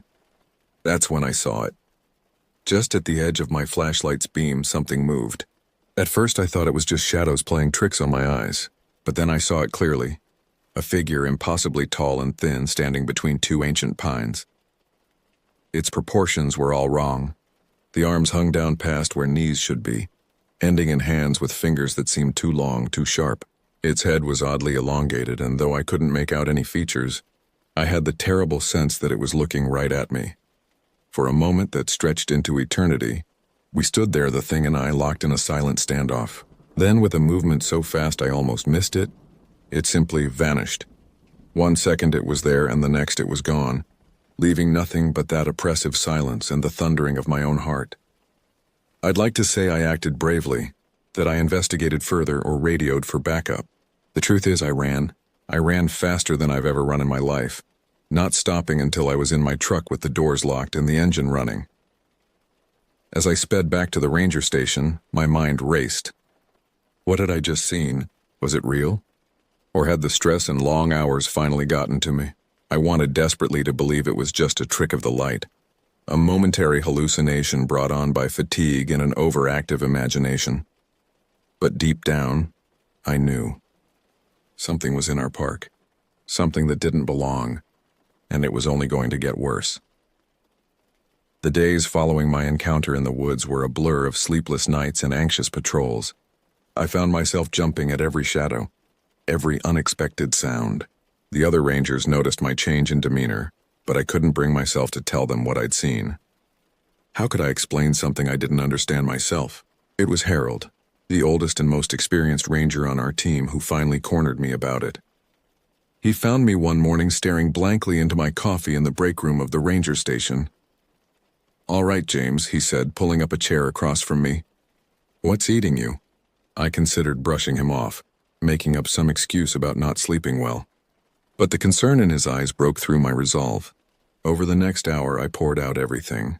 The unnatural silences, the feeling of being watched, and finally, my terrifying encounter in the woods. To my surprise, Harold didn't laugh or dismiss my story. Instead, he listened intently, his weathered face growing more serious with each passing minute. When I finished, he let out a long, heavy sigh. "I was afraid of this," he said quietly, almost to himself. "Afraid of what?" I asked, a chill running down my spine. Harold leaned in close, his voice dropping to just above a whisper. "Have you ever heard of the Wendigo?" The name sent a shiver through me. Of course I had heard of it. Growing up in Minnesota, the legend of the Wendigo was as familiar as any campfire story. A malevolent spirit of the northern forests, said to possess humans and drive them to acts of cannibalism and madness. "It's just a myth," I said, but my voice lacked conviction. Harold shook his head slowly. "Some myths have roots in truth, son, and some truths are too terrible for most folks to face." He went on to tell me that every few decades, strange things would start happening in the park. Animals would go missing. Campers would report bizarre sightings, and that unnatural silence would settle over the woods. He spoke of his grandfather, who had worked in the park back in the 1930s during what he called a bad cycle. "A whole group of campers vanished without a trace," Harold said, his eyes distant with the memory. "Search parties combed these woods for weeks. Never found so much as a scrap of clothing." I wanted to dismiss it all as superstition, the ramblings of an old man. But after what I'd seen, I couldn't. What do we do?" I asked, hating how small and scared my voice sounded. Harold's expression was grim. "We stay vigilant. We protect the people in this park as best we can, and we pray that whatever's out there doesn't decide to make itself known in a bigger way." He made me promise not to go out alone after dark, if I could help it. "There are things in these woods that we don't understand," he warned. "Things that can be more dangerous than any bear or mountain lion." As I left the break room that day, I felt a weight settle onto my shoulders. The wonder and excitement I had felt when I first started this job had been replaced by a gnawing dread. The forest that had once seemed so welcoming now felt alien and hostile. But I had a job to do. People came to this park to connect with nature, to escape the stresses of their everyday lives. They trusted us to keep them safe. I couldn't let my fear get in the way of that responsibility. So I threw myself into my work with renewed vigor. I doubled my patrols, checked and rechecked the emergency equipment, and made sure every camper was well informed about park safety regulations. All the while, I kept my eyes open, watching for any sign of the thing I had seen in the woods. As October wore on, the tension in the park continued to build. More campers reported strange sightings and eerie experiences. We had an unusually high number of people cutting their trips short, claiming they felt unsafe or uncomfortable. There were incidents of vandalism, tents slashed open, supplies scattered, and in one particularly disturbing case, a campsite where we found small animal carcasses arranged in bizarre patterns. Many of my colleagues dismissed these as the work of some sick prankster, but I knew better. The old ranger's warnings echoed in my mind, and I couldn't shake the feeling that we were building towards something big, something terrible. As Halloween approached, I found myself dreading each shift more and more. The darkness seemed to press in closer each night, and that feeling of being watched was nearly constant now. I took to carrying a larger flashlight and made sure my radio was always fully charged. But deep down, I knew that if I encountered that thing in the woods again, no amount of preparation would be enough. October 30th dawned cold and gray, a thick blanket of fog clinging to the treetops and obscuring the mountaintops in the distance. As I drove to work that morning, an inexplicable sense of foreboding settled over me. It was as if the very air was charged with a malevolent energy, waiting to be released. The day passed in a blur of activity. Despite the late season and the increasingly disturbing rumors circulating about the park, we had an unexpected influx of visitors. It seemed everyone wanted to get in one last camping trip before winter set in, or perhaps they were drawn by the promise of a spooky Halloween experience in the woods. By the time my shift was supposed to end at 10 p.m., I was exhausted. But as I was preparing to leave, a group of late arrivals came stumbling into the ranger station, lost and disoriented. By the time I got them settled into their campsite and made it back to the office, it was well past midnight. I should have left then. Every instinct was screaming at me to get in my truck and drive as far away from the park as I could. But I had paperwork to finish, and I told myself that another hour wouldn't hurt. It was a decision I would come to regret for the rest of my life. As I sat at my desk, the only sound the scratching of my pen and the faint hum of the fluorescent lights overhead, I became acutely aware of the silence outside. Not the natural quiet of a forest at night, but that oppressive, unnatural silence that had become all too familiar over the past month. I tried to focus on my work, but I couldn't shake the feeling that something was wrong. The shadows in the corners of the office seemed darker, more substantial somehow. Every few minutes I'd catch movement out of the corner of my eye, only to turn and find nothing there. It was nearing 1 a.m. when I finally decided I'd had enough. I quickly gathered my things, my hands shaking slightly as I pulled on my jacket. As I reached for the door, a sound from outside froze me in place. Footsteps. Slow, deliberate footsteps crunching through the fallen leaves just outside the ranger station. My breath caught in my throat as I strained to listen. The steps were uneven, with an odd cadence that didn't sound quite human. They seemed to be circling the building, drawing closer to the front door with each pass. Heart pounding, I reached for the radio at my belt, only to remember with a jolt of panic that I'd left it charging on my desk. I was alone, unarmed save for a can of pepper spray with something prowling just outside. The footsteps stopped directly in front of the door. For a long, terrible moment, there was only silence. Then a sound that will haunt me for the rest of my days. The slow, agonizing scrape of something sharp against the wooden door. I stumbled backward, my eyes fixed on the door handle. In my mind, I could see it turning, could almost feel the presence on the other side preparing to enter. But it didn't move. Instead, a shadow passed by the window next to the door. Tall, impossibly tall. Its elongated silhouette briefly blocking out what little moonlight filtered through the fog. I caught a glimpse of something that might have been a face. Sunken eyes that seemed to glow with an inner light. A mouth stretched far too wide. A whimper escaped my throat, and I clapped a hand over my mouth to stifle any further sound. The shadow paused, and I swear I could feel its gaze boring into me through the glass. Then, as suddenly as it had appeared, it was gone. The silence outside gave way to the normal sounds of the forest at night, as if a spell had been broken. I don't know how long I stood there, frozen in place, before I finally worked up the courage to move. My legs felt like jelly as I stumbled to my desk, fumbling for my radio with trembling hands. I keyed the mic, my voice barely above a whisper. "This is Ranger Hawkins at the main station. Does anyone copy?" "Over." Static was my only reply. I tried again, desperation creeping into my voice, but still nothing. Either there was no one else on duty or something was interfering with the signal. I was on my own. The realization hit me like a physical blow. I sank into my chair, my mind racing. What had I just seen? Was it the same creature I'd encountered in the woods weeks ago? And more importantly, what was I going to do now? My first instinct was to run, to make a break for my truck and drive as fast and as far as I could. But what if it was still out there waiting? And even if I did manage to escape, what about the campers scattered throughout the park? I couldn't just abandon them. As I sat there, paralyzed by indecision, a new sound reached my ears. A low, keening wail, barely audible at first, but steadily growing louder. It was unlike anything I'd ever heard before, not quite human, not quite animal, but filled with a bone-deep anguish that made my skin crawl. The sound seemed to be coming from the direction of the campgrounds. In that moment, my training kicked in, overriding my fear. Whatever was happening, there were people out there who might need help. I had a duty to protect them, no matter how terrified I was. With shaking hands, I grabbed my flashlight and pepper spray. I hesitated for a moment, then reached into the bottom drawer of my desk and pulled out the first aid kit we kept for emergencies. Whatever was out there, I had a feeling I might need it.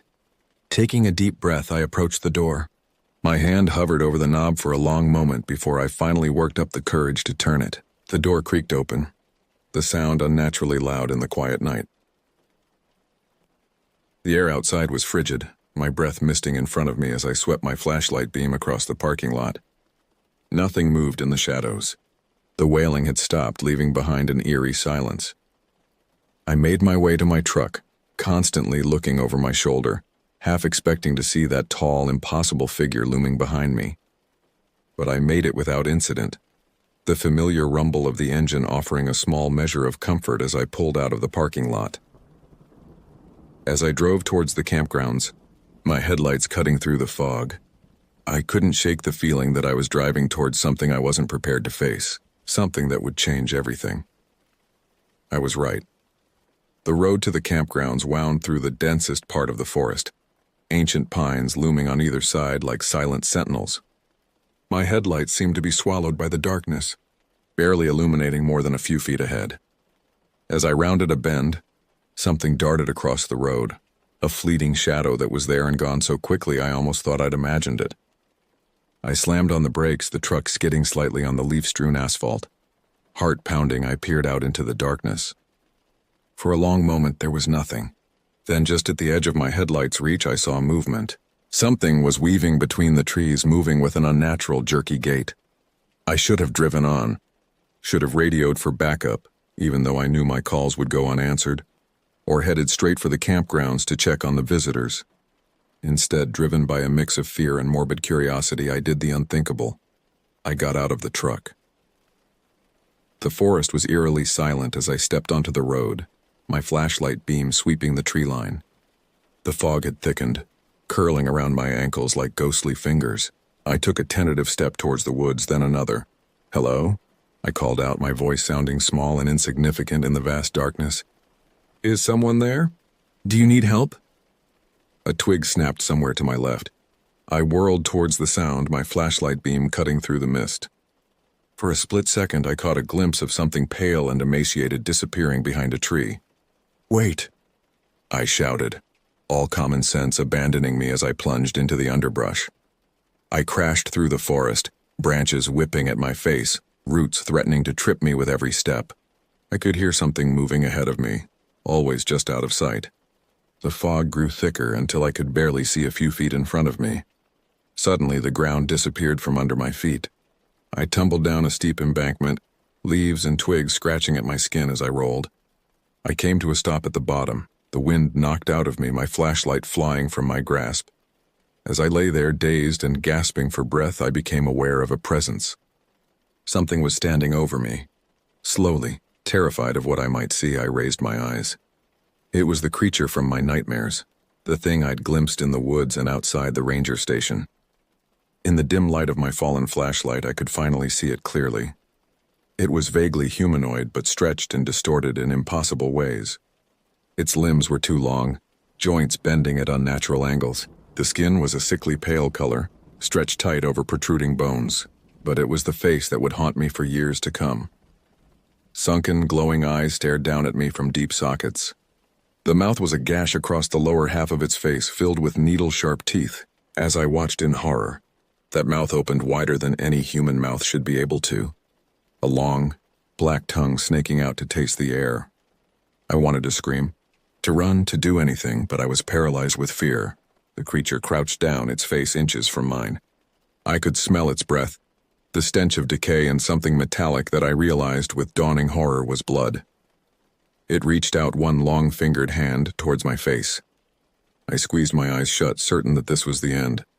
But the touch never came. Instead, I heard a sound that made my blood run cold, words spoken in a voice like dry leaves rustling. "You shouldn't be here." My eyes flew open in shock. The creature was gone. I was alone in the dark forest, the only sound my own ragged breathing. Shaking uncontrollably, I scrambled to my feet, snatching up my flashlight. I ran blindly through the woods, branches tearing at my clothes, until I burst out onto the road. My truck was still there, engine idling, headlights cutting through the fog. I all but dove into the driver's seat, slamming the door and locking it. As I sat there trying to calm my racing heart, a movement in my rearview mirror caught my eye. There at the edge of the woods stood the creature. It raised one impossibly long arm in what almost seemed like a wave. Then in the blink of an eye, it was gone. I threw the truck into drive and sped down the road, my mind reeling. What had I just encountered? And more importantly, what was I going to do about it? As I sped down the winding road towards the campgrounds, my mind was reeling from the encounter in the woods. The creature's words echoed in my head. "You shouldn't be here." Was it a warning? A threat? I couldn't be sure, but I knew one thing. I had to check on the campers. The main campground came into view, a cluster of tents and RVs nestled in a clearing. As I pulled up, I immediately sensed something was wrong. It was too quiet. Even at this late hour, there should have been some signs of life. A lantern glowing in a tent, the soft murmur of late-night conversations. Instead, there was nothing but silence. I grabbed my flashlight and stepped out of the truck, my senses on high alert. The fog had followed me here, curling around the campsite in ghostly tendrils. As I moved between the tents, calling out softly, I was met with no response. Then I saw it, a tent with its flap torn open. I approached cautiously, my flashlight beam revealing the interior. Sleeping bags were strewn about, personal belongings scattered as if someone had left in a hurry, but there was no sign of the occupants. A chill ran down my spine as I moved to the next campsite, finding a similar scene. And the next, the entire campground seemed to have been abandoned. And recently, as I reached the far end of the clearing, a sound caught my attention, a faint whimper coming from behind a large RV. I rounded the corner, my flashlight illuminating a huddled figure. It was a young woman, probably in her early 20s. She was curled up against the RV's tire, her eyes wide with terror. When my light hit her, she let out a strangled cry and tried to scramble away. "It's okay," I said quickly, lowering my flashlight. "I'm a park ranger. I'm here to help. What happened?" The woman, Claire, I would later learn, stared at me for a long moment before bursting into tears. Between sobs, she told me a story that chilled me to the bone. She and her friends had been sitting around the campfire when the silence fell. At first, they thought nothing of it, but then they started hearing noises, whispers in the dark, the sound of something large moving through the underbrush. One by one, people started disappearing into the woods as if in a trance. Claire had hidden, watching in horror as her friends walked into the darkness, following something she couldn't quite see. "It was tall," she whispered, her eyes unfocused as if seeing it again. So tall and wrong. Everything about it was wrong. I helped Claire to her feet and got her into my truck. As we drove back to the ranger station, I tried to radio for help again, but was met with nothing but static. We were on our own. Back at the ranger station, I sat Claire down with a blanket and a cup of hot coffee. Her hands shook as she sipped, her eyes darting to the windows every few seconds as if expecting something to burst through. I was about to suggest we try to leave the park when the door to the station burst open. I whirled around, half expecting to see the creature, but instead found myself face to face with Harold, the old ranger. "Thank God you're here," I started to say, but the look on his face stopped me cold. "It's happening again," Harold said, his voice grave, just like in 32. Over the next hour, Harold revealed a truth that shook me to my core. The legend of the Wendigo wasn't just a story, it was real.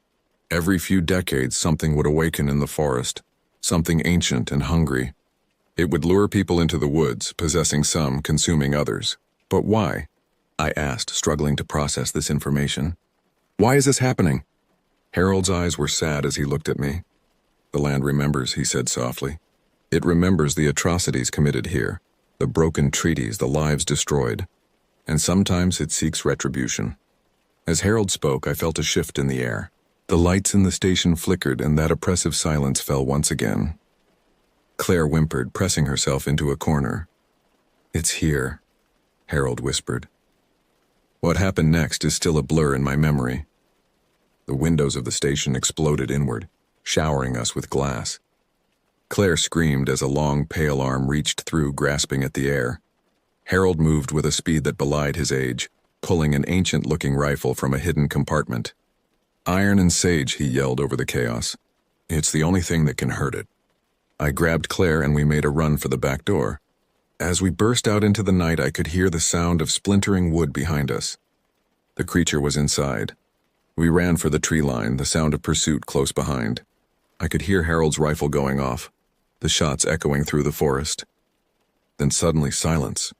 We stopped, gasping for breath. The forest around us was deathly quiet. No birds, no insects, not even the whisper of wind through the trees. Just silence, then a voice. That same dry, rustling voice I'd heard in the woods. But this time it wasn't just a few words. It was speaking clearly, and what it said made my blood run cold. "This land is not yours," it said. "It never was. You are trespassers here, all of you, and now you will pay the price." The creature stepped into view, its elongated form towering over us. In the dim light of dawn, I could see the faces of the missing campers reflected in its eyes, their expressions twisted in eternal agony. I knew in that moment that we couldn't run, couldn't hide. This was a reckoning long overdue, a balancing of scales that had been tipped for far too long. As the creature reached for us, I closed my eyes, acceptance washing over me. This was the truth of Whispering Pines, the dark secret that had been hiding in plain sight all along. The last thing I remember is a blinding flash of light, and then nothing. I woke up 3 days later in a hospital bed, Claire in the room next door. They told us we'd been found at the edge of the park, dehydrated and delirious. Harold was gone, presumed lost in the woods. The official report cited a freak storm and mass hysteria to explain the events of that night. But I know the truth. I see it in Claire's eyes when we talk. Hear it in the silence that sometimes falls in the middle of a crowded room. The land remembers, and sometimes it demands a reckoning. I never returned to Whispering Pines. I couldn't. But sometimes, on dark nights when the wind whispers through the trees, I swear I can hear that voice again. And I wonder, when will it return? And who will pay the price next time?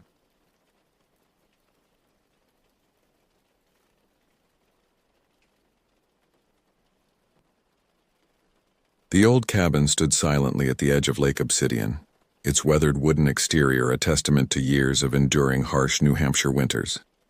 My parents, Robert and Helen Lancaster, had purchased this quaint retreat back in 2015, drawn to its rustic charm and the promise of peaceful summers away from the bustle of city life.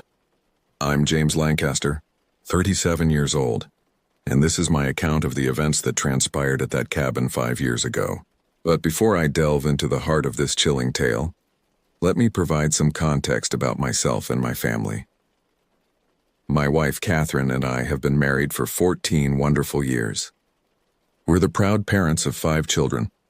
Our oldest, William, who was 9 at the time of the incident, our daughter, Emma, who was 4, and our younger 3, who came along in the years that followed.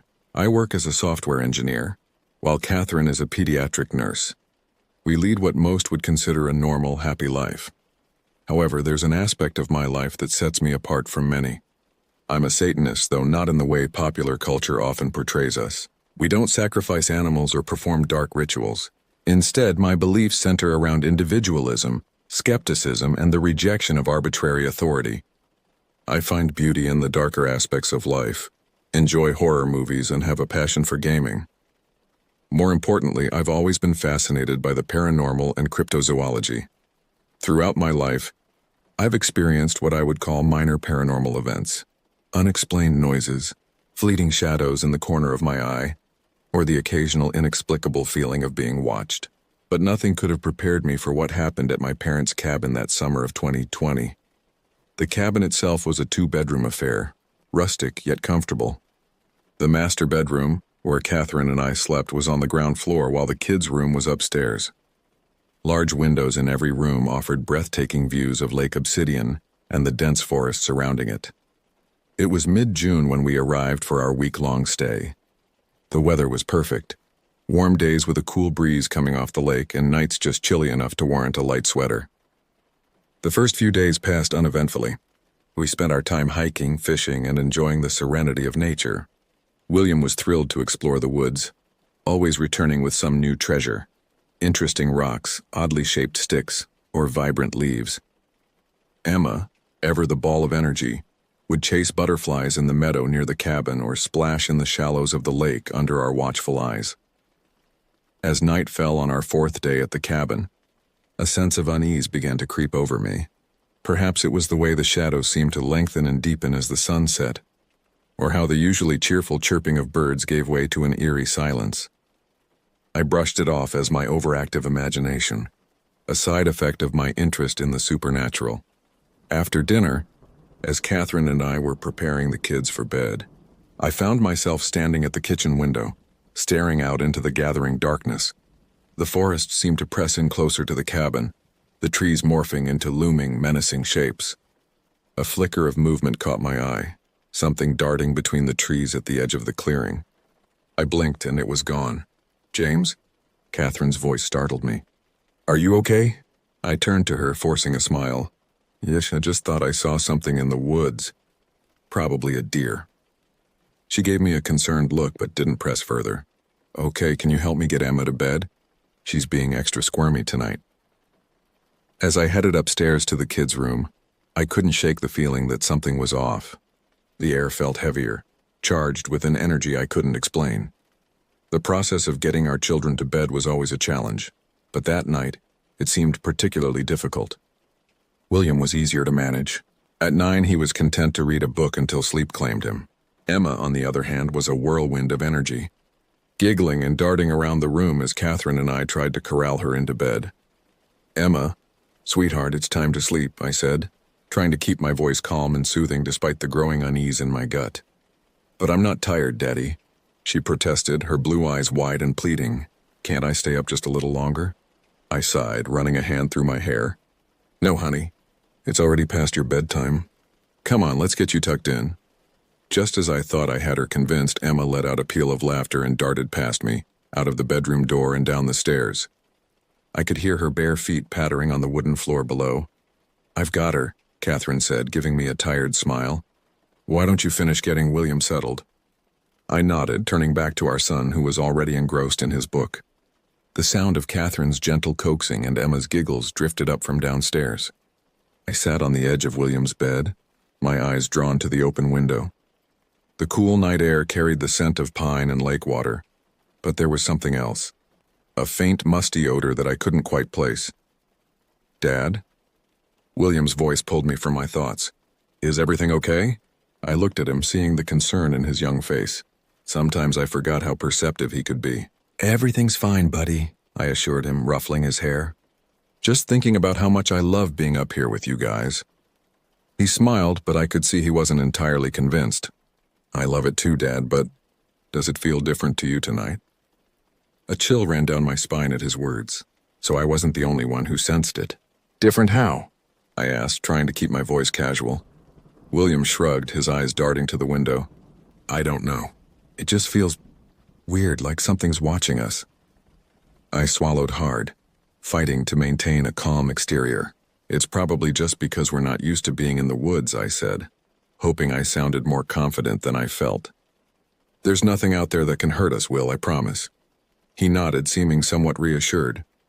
I leaned in to kiss his forehead, my hand automatically reaching to pull the covers up higher around him. "Get some sleep, okay? We've got a big day of fishing planned tomorrow." As I stood to leave, a gust of wind rattled the window, making us both jump. The trees outside seemed to sway more violently than the breeze warranted, their branches scraping against the side of the cabin like bony fingers seeking entry. I quickly crossed the room and shut the window, latching it firmly.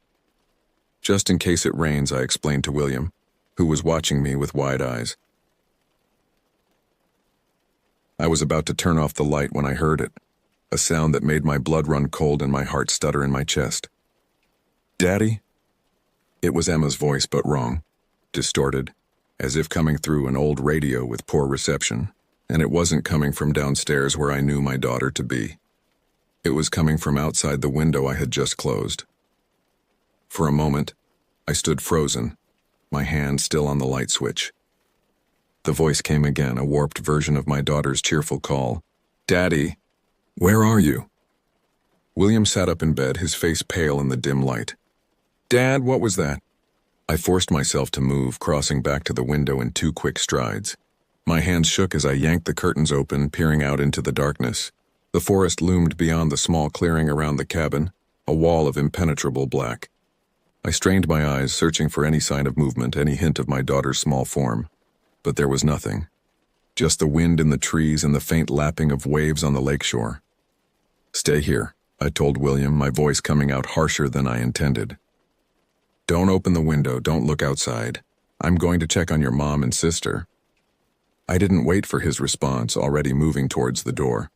As I reached for the handle, the voice came again, louder this time. "Daddy, help me. I'm scared." It was Emma's voice, undoubtedly. But the electronic distortion remained, and now I could pinpoint its location more clearly. It was coming from the woods, at least 50 feet from the cabin. There was no way Emma could have gotten out there so quickly and quietly. My heart pounding, I rushed down the stairs, taking them 2 at a time. I burst into the kitchen to find Catherine at the sink, washing dishes. Emma sat at the table, contentedly coloring in her favorite book. "James?"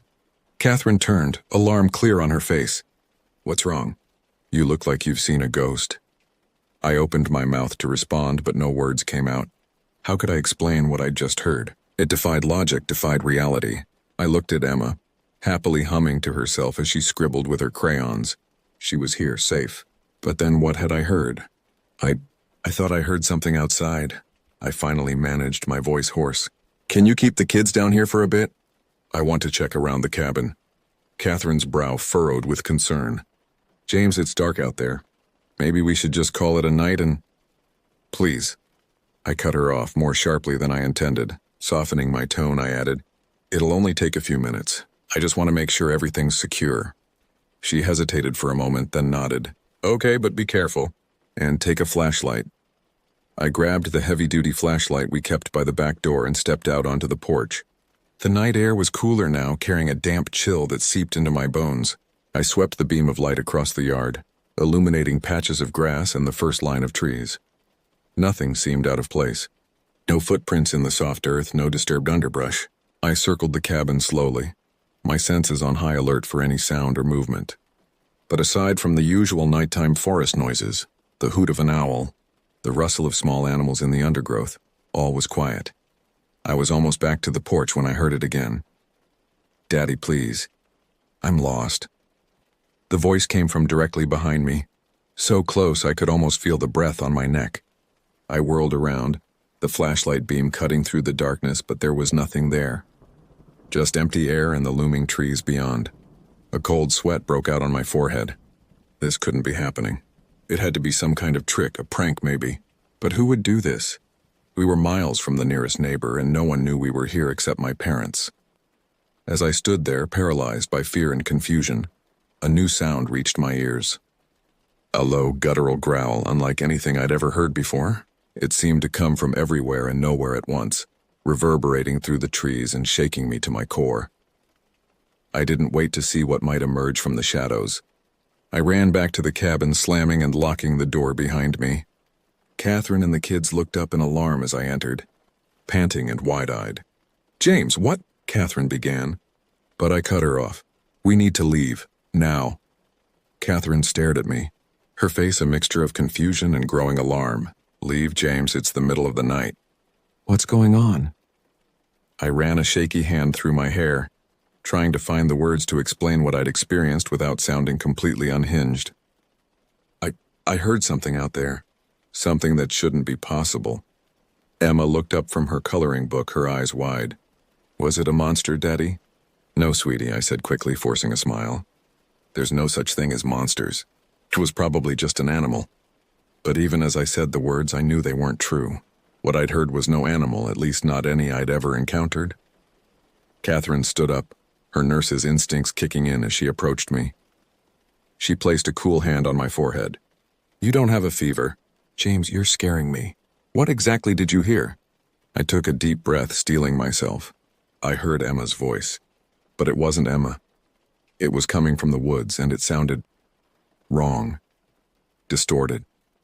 And then there was this growl. I trailed off, seeing the skepticism in Catherine's eyes. She glanced at Emma, who was now watching us intently, then back to me. "James, Emma's been here the whole time." "You must have imagined it." "I know what I heard," I insisted, my voice rising. "Catherine, please. We need to get the kids and go. Something's not right here." Before she could respond, a loud thump came from upstairs, followed by William's terrified scream. Without hesitation, I bolted for the stairs, taking them two at a time, Catherine close behind me. We burst into the kids' room to find William huddled in the corner, his eyes fixed on the window. The curtains billowed in the wind. The window I'd closed earlier was now wide open. "Will!" I rushed to him, pulling him into my arms. "What happened?" "Are you okay?" He clung to me, his small body shaking. There was a face at the window, Dad. It looked like Emma, but wrong. Its eyes were all black and its mouth was too big. I felt the blood drain from my face. Catherine gasped behind me, instinctively moving to check the window. She leaned out, looking in all directions before pulling back in and slamming it shut. "There's nothing out there," she said, her voice trembling slightly. "But, James, maybe you're right. Maybe we should go." I nodded, relief flooding through me. "Okay, let's grab what we need and—" My words were cut off by a deafening crash from downstairs, followed by Emma's piercing scream. Catherine and I exchanged a horrified look before racing back down the stairs, William clinging to my back. The scene that greeted us in the kitchen turned my blood to ice. The back door had been smashed inward, wood splinters scattered across the floor, and there, standing in the doorway, was a figure that defied description.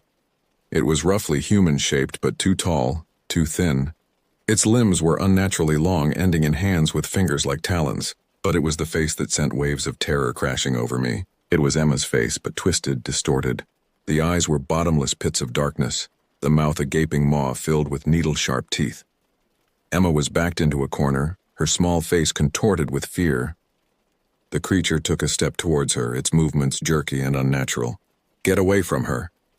I roared, grabbing the nearest object, a heavy cast-iron skillet, and hurling it at the thing.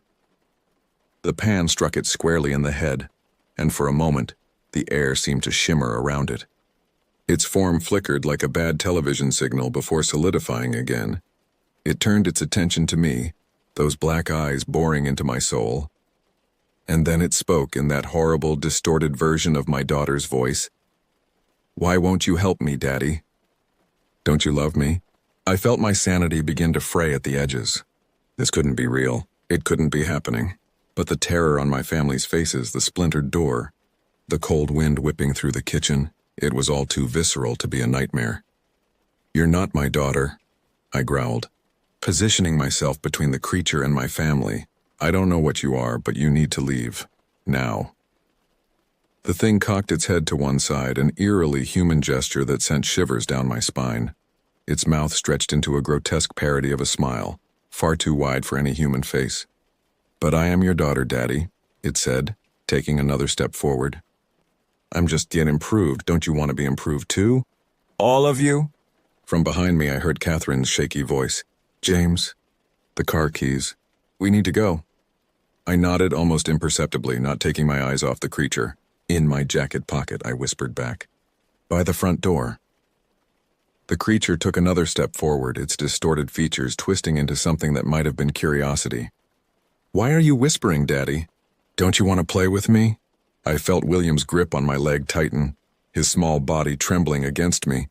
Emma whimpered from her corner, and I could hear Catherine's ragged breathing behind me. We were trapped, cornered by this impossible thing that wore my daughter's face like a grotesque mask. "Catherine," I said, my voice low and steady despite the fear coursing through me. "When I say go, take the kids and run for the car. Don't look back, don't stop for anything. Just go." I didn't wait for her response. In one fluid motion, I lunged forward, grabbing the heavy wooden chair from the dining table and swinging it with all my might at the creature. "Go!" I roared. The chair connected with a sickening crunch, and for a moment the creature's form seemed to waver, like a mirage in the desert. It stumbled backward, its inhuman screech piercing the night air. I didn't wait to see if it would recover. I turned and ran, following the sounds of my family's frantic footsteps. Catherine had Emma in her arms, William clinging to her side as they raced for the front door. I scooped up my jacket, fumbling for the keys as we burst out onto the front porch. The night air hit us like a physical force, cold and damp. The woods around us seemed alive with movement, shadows flickering between the trees. From inside the cabin came a sound like tearing metal, followed by that horrible, distorted voice. "Daddy, why are you running?" "Don't leave me." "The car!" I shouted, tossing the keys to Catherine. "Start it up." She caught them one-handed, never breaking stride as she ran towards our SUV parked in the gravel driveway. I brought up the rear, constantly looking over my shoulder, expecting at any moment to see that twisted figure emerging from the cabin. Catherine reached the car first, fumbling with the keys for a heart-stopping moment before managing to unlock it. She wrenched open the back door, practically throwing Emma inside before helping William scramble in after her. I was just steps away when I heard it, a rustling in the undergrowth to my left, followed by a low, inhuman growl. I didn't look. I didn't dare. I just ran harder, my lungs burning, my heart pounding so loudly I was sure it would burst from my chest. I reached the car just as Catherine was sliding into the driver's seat. I threw myself into the passenger side, slamming the door shut behind me. "Go," I yelled. "Drive." The engine roared to life, headlights cutting through the darkness. Catherine threw the car into reverse, tires spinning on the loose gravel. As we backed up, the headlights swept across the front of the cabin, and for a split second I saw it. The creature stood in the doorway, its elongated limbs and distorted face a nightmarish silhouette. But it wasn't alone. Behind it, more shapes moved in the shadows, tall and twisted, their eyes gleaming in the light. Catherine let out a strangled gasp, slamming the gear shift into drive. The tires screeched as we peeled out of the driveway, the car fishtailing slightly before finding purchase on the dirt road. I turned in my seat, watching through the rear window as the cabin receded into the distance. The last thing I saw before we rounded a bend was a group of those impossible figures standing at the edge of the woods watching us go. "Daddy?" Emma's small, trembling voice came from the back seat. What was that thing?" I turned back, meeting my daughter's tear-filled eyes in the rearview mirror. How could I explain what we'd just experienced? How could I make sense of it when I didn't understand it myself? "I don't know, sweetheart," I said finally, my voice hoarse. "But it's gone now. We're safe." As we sped through the dark forest, heading for the main road and civilization beyond, I couldn't shake the feeling that this nightmare was far from over. Whatever had invaded our peaceful family getaway, whatever impossibility had worn my daughter's face like a mask, it had changed everything. And somewhere in the back of my mind, a chilling thought took root. What if it followed us home? The drive back to our home in Manchester was a blur of tension and whispered reassurances. Catherine white-knuckled the steering wheel, her eyes darting constantly to the rearview mirror as if expecting to see those twisted figures materializing on the road behind us. In the back seat, William and Emma huddled together, occasionally whimpering or asking in small, frightened voices if the monsters were gone. I kept my gaze fixed on the darkness beyond the headlights, searching for any sign of pursuit, any hint that the horrors we'd left behind at the cabin had followed us. But as the miles stretched on and the first hints of dawn began to lighten the eastern sky, I allowed myself to hope that perhaps we had escaped. We pulled into our driveway just as the sun was peeking over the horizon. The familiar sight of our modest two-story home, with its well-tended garden and cheerful yellow door, seemed surreal after the nightmarish events of the past few hours. "We're home," Catherine announced, her voice cracking with exhaustion and lingering fear. "We're safe now." But were we? The question gnawed at me as we ushered the children inside, as we checked and double-checked every lock, as we drew all the curtains tight against the growing daylight. The rational part of my mind insisted that what we'd experienced couldn't be real. It defied all logic, all known laws of nature. Yet the terror in my family's eyes, The vivid memory of that distorted, impossible creature told a different story. As Catherine busied herself making breakfast, a semblance of normalcy in the wake of chaos, I retreated to my home office, closing the door behind me. My hands shook as I booted up my computer, my mind racing. I needed answers, needed to make sense of what had happened. I spent hours scouring the internet searching for any account similar to our experience. I delved into folklore, into obscure paranormal forums, into scientific articles about perception and hallucination. But nothing I found could adequately explain what we'd encountered. A soft knock at the door startled me from my research. "James?" Catherine's voice was muffled through the wood. "Can we talk?" I opened the door to find my wife standing there, her face etched with worry and fatigue. The children were napping, she informed me, finally succumbing to exhaustion after hours of nervous energy and tears. "What do we do now?" she asked as we sat on the small love seat in my office. Do we tell someone? The police? My parents, yours? I ran a hand through my hair, feeling the weight of our shared trauma pressing down on me. Who would believe us, Catherine? We barely believe it ourselves, and we lived through it. She nodded, her eyes filling with tears. I keep thinking, what if we hadn't gotten out? What if that thing had taken Emma or William? What was it, James? How is any of this possible? I pulled her close, feeling her body shake with silent sobs. I don't know, I admitted. But we're together, we're safe. That's what matters right now. But even as I said the words, doubt gnawed at me. Were we truly safe? Or had we merely delayed the inevitable? The days that followed were a strange mix of forced normalcy and underlying tension. We went through the motions of our daily lives, work, school, household chores, but always with one eye on the shadows, always with a lingering fear that at any moment, our world might again be turned upside down. The children were resilient, as children often are. Within a week, Emma was back to her bubbly, energetic self, though she now insisted on sleeping with a nightlight. William was quieter, more introspective. I often caught him staring out windows, his young face creased with a worry no child should have to bear. Catherine and I did our best to present a united, calm front for the kids, but in private, the strain began to show. We argued more, snapping at each other over trivial things. Sleep became a luxury, our nights plagued by vivid nightmares that left us gasping and sweat-soaked. And always, there was the nagging fear that it wasn't over. That someday, somehow, that twisted thing with my daughter's face would find us again. It was nearly 2 weeks after our escape from the cabin when the first sign came that our fears might be justified. I was in the backyard, absent-mindedly weeding the vegetable garden when I heard it. A faint, distorted giggle that seemed to come from the wooded area beyond our property line. I froze, my heart pounding in my chest. Slowly, I turned towards the sound, my eyes scanning the tree line. For a moment, I saw nothing. Then a flicker of movement caught my eye. Something tall and impossibly thin slipped between two trees, there and gone in an instant. I blinked, convinced I must be imagining things. But then I saw it again, a pale, elongated figure just at the edge of my vision. And this time I could have sworn it waved at me, its 2 long fingers curling in a grotesque parody of a friendly gesture. I stumbled backwards, nearly falling in my haste to get back to the house. I slammed and locked the door behind me, my breath coming in short, panicked gasps.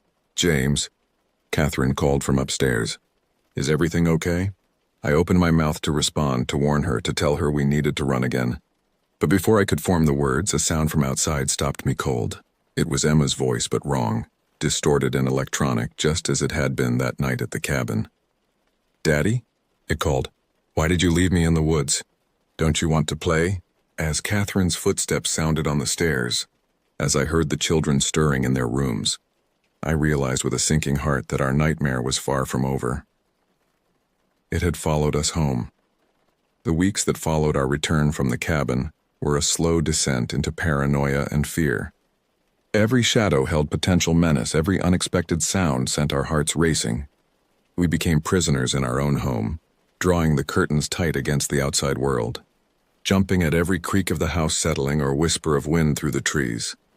I threw myself into research, spending countless hours poring over obscure texts on folklore and the paranormal. desperate for any information that might help us understand and hopefully combat whatever had followed us home.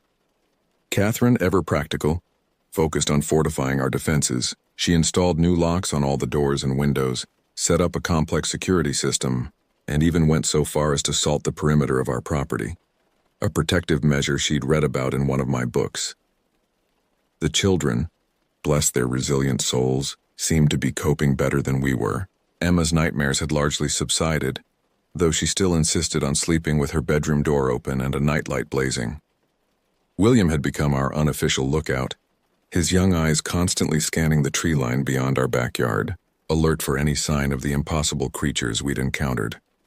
But despite our best efforts, the incidents continued. They were small at first, a child's laughter echoing through the house when both kids were at school, shadows moving against the laws of physics, objects disappearing and reappearing in impossible places. We tried to rationalize these events to convince ourselves they were just tricks of an overactive imagination, but deep down we knew better. It was a month after our escape from the cabin when things escalated dramatically. I was in my home office poring over yet another esoteric tome, when I heard Catherine scream from the kitchen. I raced downstairs to find her backed against the refrigerator, her face pale with terror. "The window," she whispered, pointing with a shaking hand.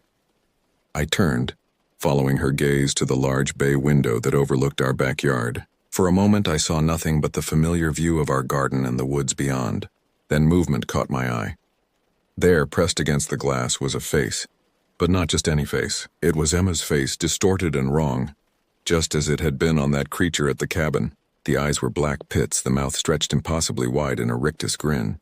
As I watched, frozen in horror, a hand, too large, fingers too long and sharp, pressed against the glass next to the face. "Daddy," came that horrible electronic voice, muffled through the window. "Let me in. I want to play." Catherine let out a choked sob behind me. I wanted to run, to grab her and the kids and flee, but my body wouldn't respond. I could only stand there staring at this impossible thing that wore my daughter's face like a mask. The creature's grin widened even further, its jaw unhinging like a snake's. "Don't you love me anymore, Daddy?" it asked, its voice a twisted parody of Emma's sweet tones. "Don't you want to be a family again?" A high, keening wail broke the spell that held me paralyzed. Emma, our Emma, the real Emma, stood in the doorway, her small face contorted in terror as she stared at her doppelganger. The thing at the window turned its attention to her, its black eyes gleaming with an emotion I couldn't name. Hunger? Anticipation? Whatever it was, it snapped me out of my stupor. "Get the kids," I barked at Catherine, already moving to place myself between the window and my family. "Get them to the car now!" She didn't hesitate, scooping up Emma and calling for William as she ran for the front of the house. I backed away slowly, my eyes never leaving the creature at the window. It watched me go, that terrible smile never wavering. As I reached the doorway, I heard a sound that chilled me to my core, the slow, deliberate creak of the back door opening. We always kept it locked, always. I turned and ran, my heart pounding in my ears. I could hear something behind me, its movements jerky and unnatural. I didn't look back. I couldn't. I burst out the front door to find Catherine struggling to get the kids into the car. William was refusing to get in, insisting he needed to go back for his favorite stuffed animal. Emma was wailing, clinging to her mother's neck. "Get in the car," I yelled, not slowing as I raced towards them. "Now!" The urgency in my voice must have gotten through to William. He climbed into the back seat just as I reached them. I practically threw myself into the driver's seat, fumbling with the keys as Catherine slammed her door shut. As the engine roared to life, I caught movement in my peripheral vision. I looked up to see a group of figures emerging from around the side of the house. They were tall, impossibly thin, their limbs too long and jointed in all the wrong places, and each one wore a face I recognized. Distorted, twisted versions of our neighbors, our friends, even my parents. I threw the car into reverse, tires squealing as we peeled out of the driveway. In the rearview mirror, I saw the creatures gather on our front lawn watching us go. The one in front, the one wearing Emma's face, raised a hand in a mocking wave. As we sped down the street, leaving behind our home and everything we knew, a single thought echoed through my mind. Where could we go? Where in this world could we possibly be safe? We drove for hours, putting as much distance between us and our home as possible. The children eventually fell into an uneasy sleep in the back seat, but Catherine and I remained alert, our eyes constantly scanning the road and the darkening sky for any sign of pursuit. "Where are we going?" Catherine asked softly, careful not to wake the kids. I gripped the steering wheel tighter, my knuckles white. "I don't know," I admitted. I don't know." We ended up at a small motel just outside of Portland, Maine. It was the kind of place that didn't ask questions when you paid in cash and gave a false name. As I checked us in, Catherine sat in the car with the children, her eyes never leaving the shadows between the buildings. That night, huddled together in a small, musty room, we tried to make sense of our situation. The children, exhausted by fear and confusion, fell asleep quickly.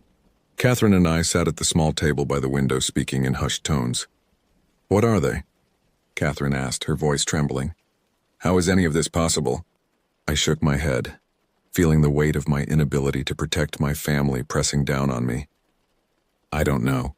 Nothing I've read, nothing I've researched comes close to explaining what we've seen. Can we go to the police?" The hope in her voice was heartbreaking. Catherine buried her face in her hands, her shoulders shaking with silent sobs. I reached across the table, taking her hands in mine.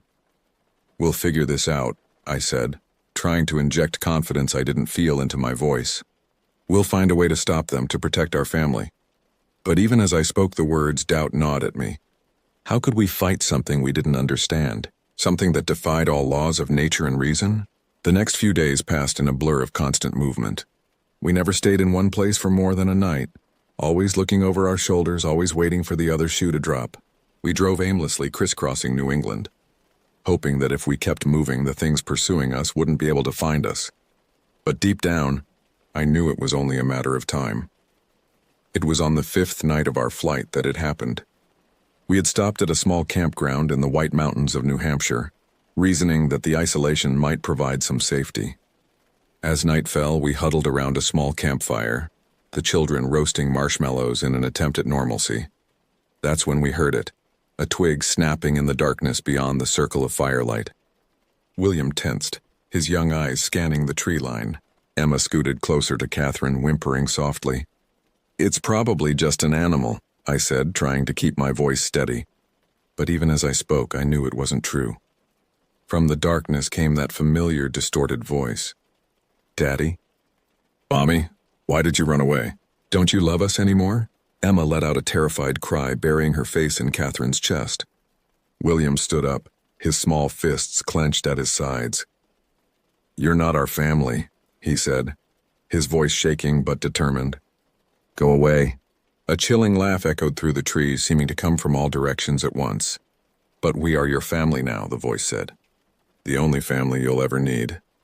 And then they emerged from the darkness, a group of those twisted, impossible creatures. They wore the faces of our friends, our neighbors, our relatives, all distorted and wrong. At the front was the one with Emma's face, its black eyes reflecting the firelight.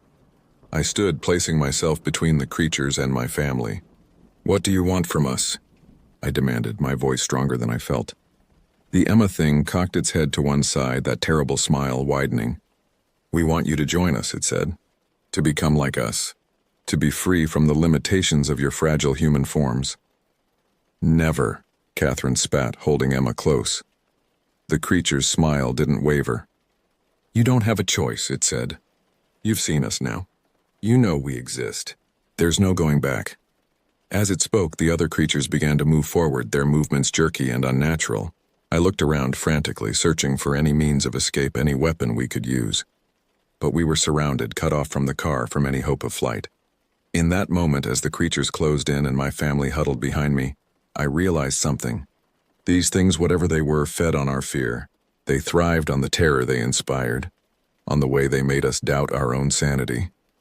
Taking a deep breath, I straightened my spine and looked the Emma thing directly in its black eyes. "No," I said, my voice firm and clear. "We reject you. We reject what you are and what you represent. You have no power over us." For a moment, the creature's smile faltered.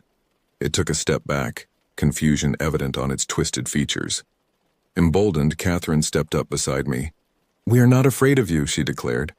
"You are nothing to us." William and Emma, brave beyond their years, joined us. "Go away," William said. "You're not real."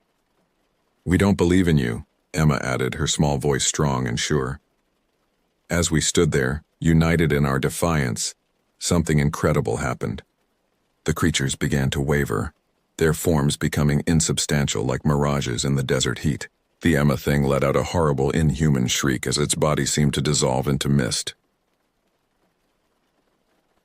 One by one, the creatures faded away, their screams echoing through the night until, finally, we were alone in the quiet of the forest. We stood there for a long moment, hardly daring to believe it was over. Then slowly we sank to the ground, holding each other close as the enormity of what had just happened washed over us.